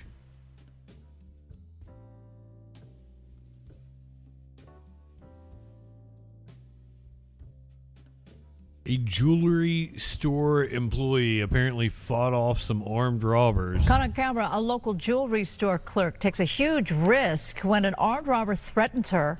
Surveillance video shows the woman fighting back. Fox 11's Haley Winslow spoke to that store clerk about her terrifying ordeal. And Haley joins us now live from Montclair. Haley. Susan, we were just talking about another jewelry store robbed in last Sunday's newscast. It's becoming a bit like Groundhog Day for these local family-owned jewelry stores. And you would think, especially inside of a mall, that these employees would be extra safe with the protected security from the surveillance cameras and the security guards. But in this case, it was actually the fellow shoppers and the employees who really saved the day. Now the family is hoping somebody recognizes this culprit still on the loose tonight. Are you scared so much? A few shards of glass, now all that sparkle inside this empty jewelry case. Once filled with some of Montclair's finest engagement rings, just 2 days before Valentine's Day. Stolen in this smash and grab, all caught on camera. It was just before closing time at Fast Fix Jewelry inside the Montclair Mall when this man wearing a COVID mask asks employee Aline O'Hara to see an item. But he steps out of the store, then quickly returns. So the employee, also the owner's sister, doesn't open it. She asked him, what is going on? Is everything okay? And he replied and says, oh, they're not just for COVID, you know. I don't want her to see because I want to surprise her. In the robber's jacket, she sees a gun and a taser. He demands, open the case and don't scream. And I start say, security, security. Surveillance shows the bad guy break the glass and stuff the precious jewels into an empty bag. She fights to stop him, all while he's tasing her. How did you fight him while you were getting constantly tased? Taser. He started doing my leg a little bit, and then I said, oh my gosh, no, I'm gonna do something. He tries to run out when a shopper hits him over the head with a food court chair. And then he dropped off the floor. He broke the glass, took it couple, and then he broke his hand and all. Another shopper calls 911. Security and Montclair police rush in to investigate. Was it the kind that the cops gets have? away, leaving behind shattered glass, a shaken employee, and another family-owned jewelry store facing massive loss during one of their busiest holidays. I mean, disappointed, terrified, to be honest, at the same time too as well. But then what are you gonna do? This is the industry that we're in. Hit him with a food court chair.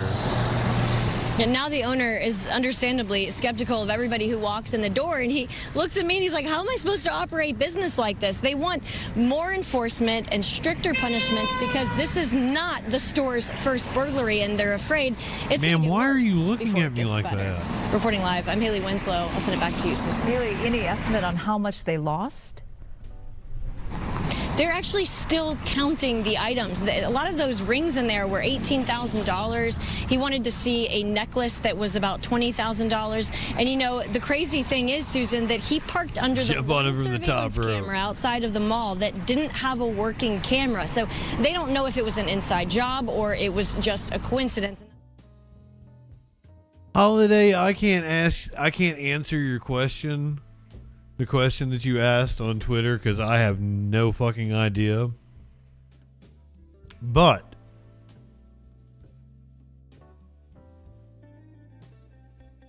one time back when I was probably like 18, it was cold. Me and my buddies, like we were in my friend's old, might have been a GMC, but I want to say it was like a Chevy. It was an old Chevy, like 70s model truck. We called it the Big Green Machine. It was green. It was like fucking lime green or fucking baby poop green. It was a weird color green. We're in his truck because he had a junkyard. So we went to his family had a junkyard. So we go to his junkyard. We're up like in the piles of the junk, scrap, whatever the fuck, and we meet our friends, and they're in another truck, and we're like, side by side, because it's February, January, it's cold as shit, and like we're passing a joint back and forth between, or maybe multiple joints between the two trucks, and it was my buddy's driving, I'm in the middle, and then on the right was my friend Breed Creed. He's dead now. He's the one that died, if you heard me tell the whole story, like a couple of years ago. And like he pops up in old clips of the Troll Patrol. It's kind of wild. But he gets like really, really stoned.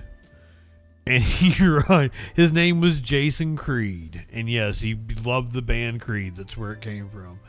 But he writes, like, because it's all foggy and shit, on the window, Creed in.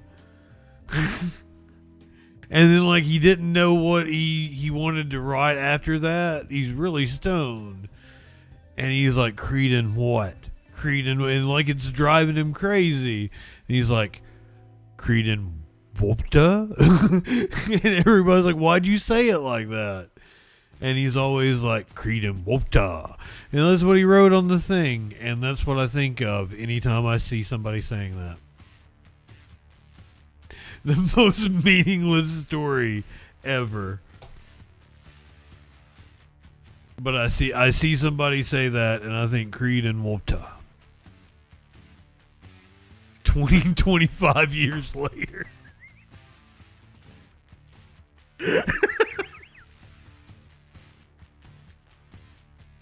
Light one up, tip one back.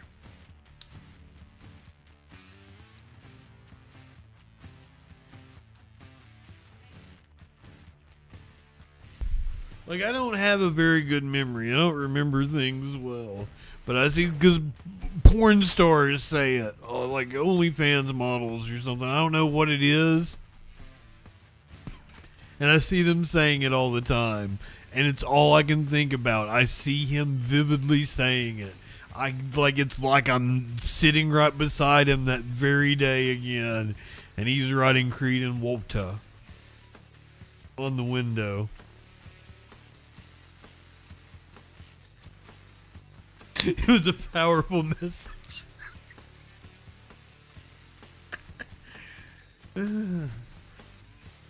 Anyway, back to the news. Speaking of dumb, because that was a really dumb story. Dumb crook tried to steal a van, and hilarity ensued. This happened in Florida.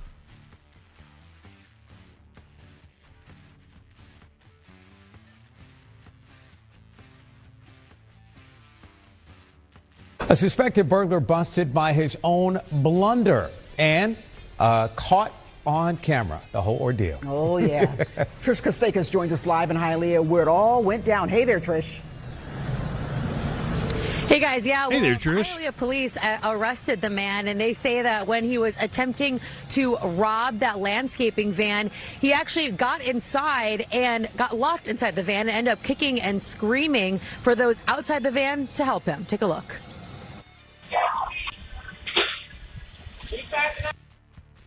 Full Metal Chad, it seems like you've got opinions. Would you like to share your opinions? 917-830-4359. Do you know what it means? Did you look it up? And you're just not telling me? And now you're not going to tell me? Would you guys like to see a cat? He hopped in my lap. He keeps scratching my leg. Oh, it hurts, buddy.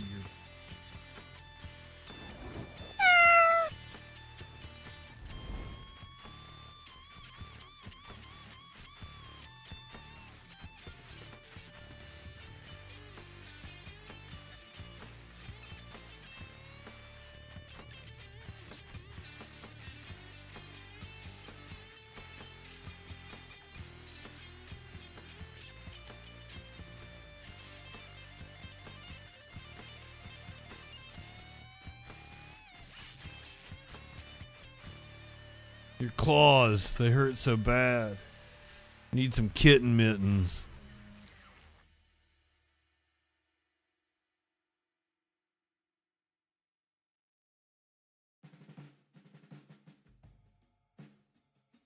Did you leave me, Chad? Full Metal Chad, I like your name. Full Metal Chad. Full Metal Jacket, one of my favorite movies. I'm a huge Kubrick fan. I have 3 cats. I think that's Maynard right there. God damn it, Smokey. No, that's actually Socks, I think. Yeah, that's a Socrates. And then Maynard is in his box. Directly... Uh-oh. Can't see it. Let me move just a little bit. Maynard is in his box. At the bottom of the bed.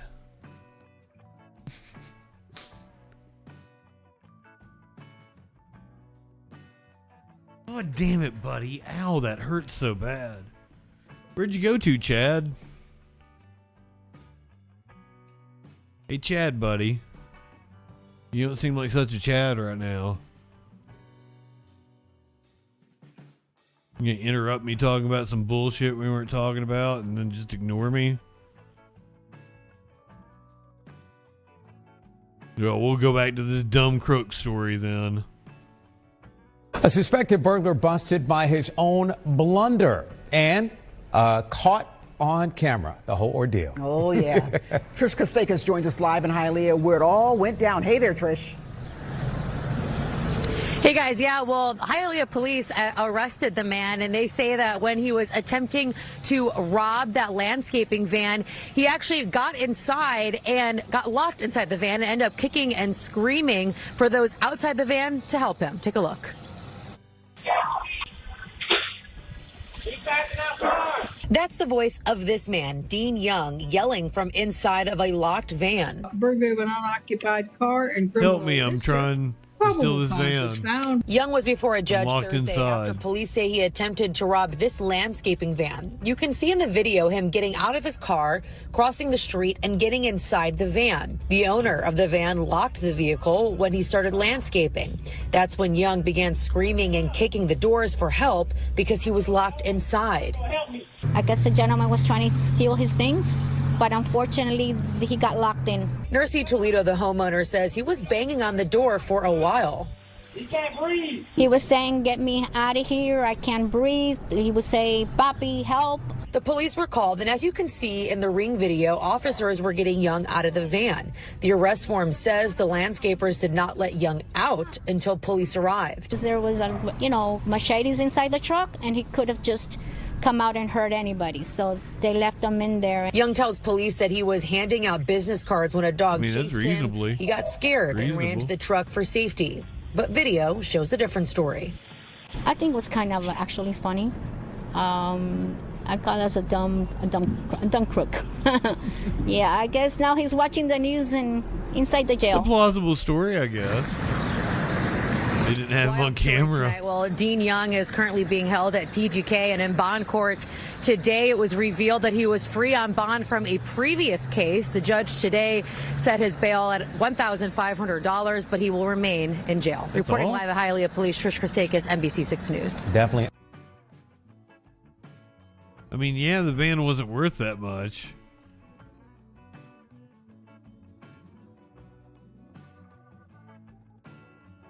A man who paid $75 for a Chevy truck 44 years ago sold it to his prior owner's grandson for $44. I'd call that a loss, to be honest with you.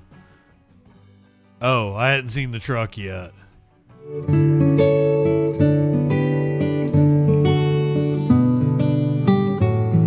It's in Minnesota. An era is ending in the little town of Princeburg, Minnesota. No longer will people hear the rumble and rattle of Bob Sportle's pickup truck. What's left is a good story, now made even better. Boyd Hupert explains. Michael J. Fox in a DeLorean. Michael J. Fox. This is not. But it is going back. And so are we. It's a 1957 half-ton Chevrolet pickup. That's Bob Sportle. 5 winters ago. Yep. When we first shared the story of the truck he purchased in his early 20s from a retiring farmer. I bought it for $75. $75 for a ramshackle pickup. He then drove to work the next 38 years until the day he retired. It becomes a part of you. I don't know how to explain it. Bob's truck is no speedster, but time flew. Truck's running good yet.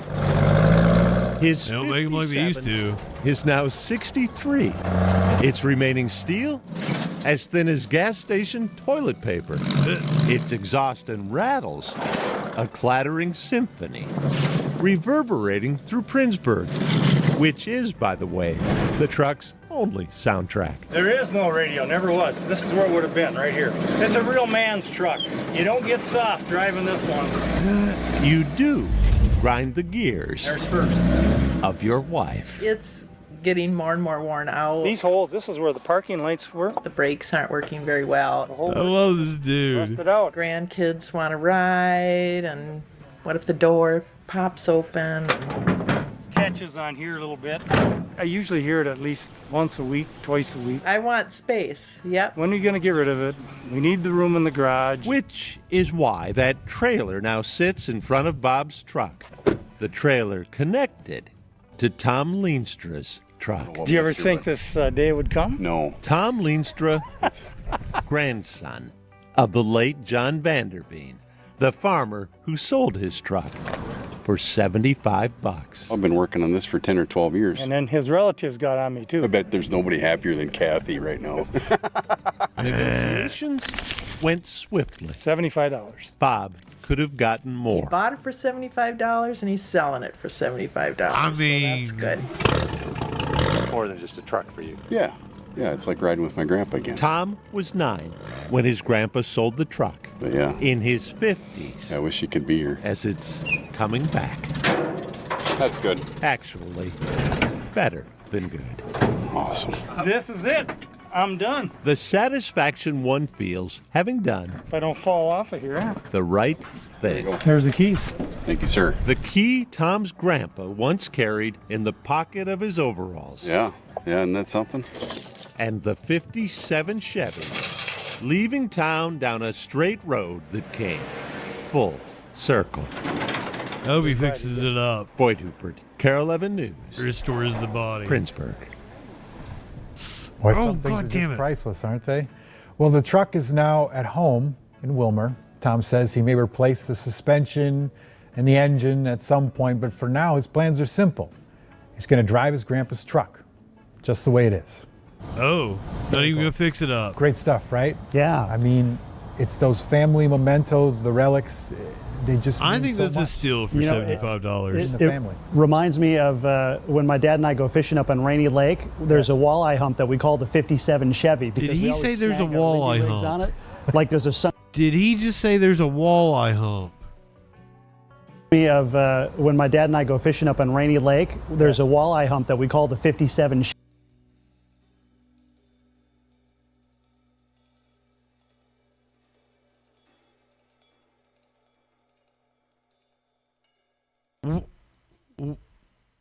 Why are you humping walls, dude? Very cool. Great stuff, right? Yeah. I mean, it's those family mementos, the relics. They just mean so much. You know, in the family. Reminds me of when my dad and I go fishing up on Rainy Lake. There's a walleye hump that we call the 57 Chevy because we always snag our lindy rigs on it. Like there's a sunken 57 Chevy at the bottom of the lake. So. There you go. Yeah. Not bad. Yeah, good stuff. Walleye hump. Okay.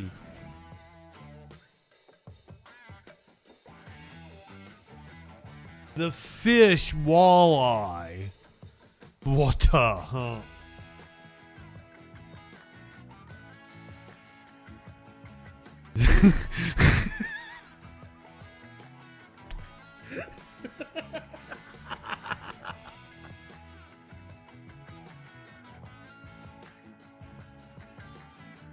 Okay, you could see how I could think he was saying walleye hump, and I'm wall that I hump was what I thought he was saying.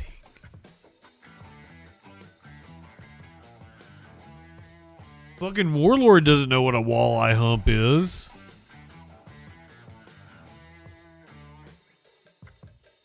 Walleye is a type of fish.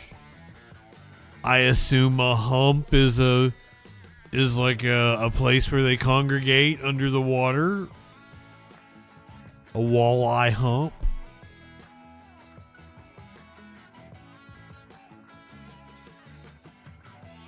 So remember my friend Breed Creed from earlier. He was an army brat. He lived all over. And his grandmother had a boyfriend, old country boy, and he smoked like a carton a day, had a big old beer gut and shit, and he was from West Virginia.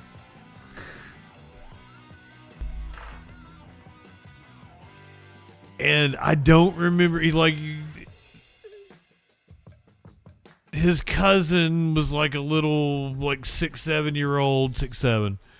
And he had been out fishing. And Breed Creed had asked his grandmother's boyfriend what he was fishing for. And Peavy was his name, and Peavy said minnows. And Jason was just baffled by this, and PB kept like, what are you saying? Because he's lived all over, and he's kind of familiar with regular English and not Appalachian English. And PB repeated it multiple minners. I'm like, he's saying minnows, dude. Minnows, the little fish. But he's saying minners. Because I'm from Appalachia. Another pointless fucking story that had nothing to do with anything. Are swans stupid? Is swan plural and singular, or is there no such thing as swans? Is it swan? Or swan stupid?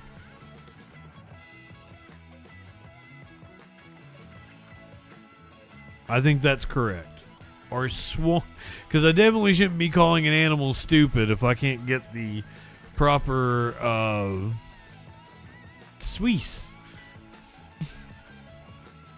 If I can't get the proper, it's not tense, it's the other one. Possessive? Singular. Swans?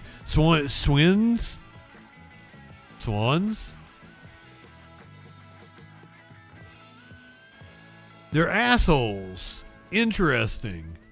Well, this asshole got himself frozen in a river the other day, and then, like an idiot, got himself frozen in a river again. Firefighters today again came to the rescue of a swan that was stuck in a frozen river. Second time this month, and it came only 2 days after that swan was released back into the wild. News 12 Connecticut's Marissa Alter with those details tonight. I mean, at this point, is he just doing it on purpose? Like, come get me out, asshole. I'm gonna go sit my ass in some ice. At Norwalk Veterinary Hospital, this swan is filling up and thawing out after another icy incident on the Norwalk River. The fire department got a call around 9 for a swan stuck in the frozen river near the Norwalk Boat Club. Crews were able to walk out because the ice is so thick. They then covered the swan's head with a blanket to calm him down. His feet weren't really stuck, mostly just the feathers under his belly. So we took just a flat shovel and slowly tried to get under there, one feather at a time. Until the swan was freed. Turns out the animal was more than familiar with his rescuers. On February 3rd, crews donned cold water suits and special equipment to rescue this same swan from a spot nearby after his feet were badly frozen into the ice. He keeps doing it for the snacks. At Norwalk Veterinary Hospital. He was pretty weak when he got here and pretty thin. We were doing hydrotherapy for him. We had him in our tub swimming to get his strength back. Which the swan did.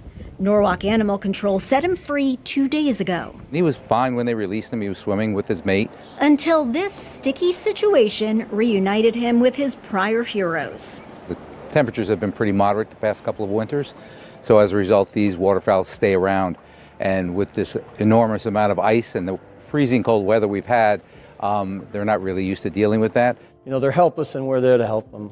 Animal rights organization PETA announced last week that its Compassionate Fire Department Award will go to Norwalk because of firefighters' quick actions in the first rescue. Now there's another reason for the honor. It should be a very happy ending for sure. He's healthy, he'll be fine. The swan will remain at the veterinary hospital for a few days in hopes next week's warmer temperatures melt the ice. If yeah, not, he just he'll wanted go a free to meal, a local didn't he? animal sanctuary. Once we have enough open water for him, then it'll be Fucking fine when all this ice resolves. In Norwalk, Marissa Alter, News 12 Connecticut. He's pretty Details tonight. At Norwalk YouTube people, Veterinary podcast Hospital, people. Light one up, tip one this back. swan is filling up It's all right and to have a little thawing fun out after before you another hit the icy sack. incident on the Norwalk River. We're going to be doing Fela Cootie for Live fire Music department Monday got a over on call around Twitch. 9 Twitch for people a stick swan with stuck me. in the frozen river near the Norwalk. It was the Boat Club. 800th Crews were Simpsons able last to night. walk We'll out probably because show the that ice is tomorrow so night. thick. Do maybe like They then Simpsons covered the Marathon. swan's all head the with a best blanket episodes. to calm him down. His feet weren't really stuck, mostly night, just the YouTube feathers people. under his belly. So we took just a flat shovel and slowly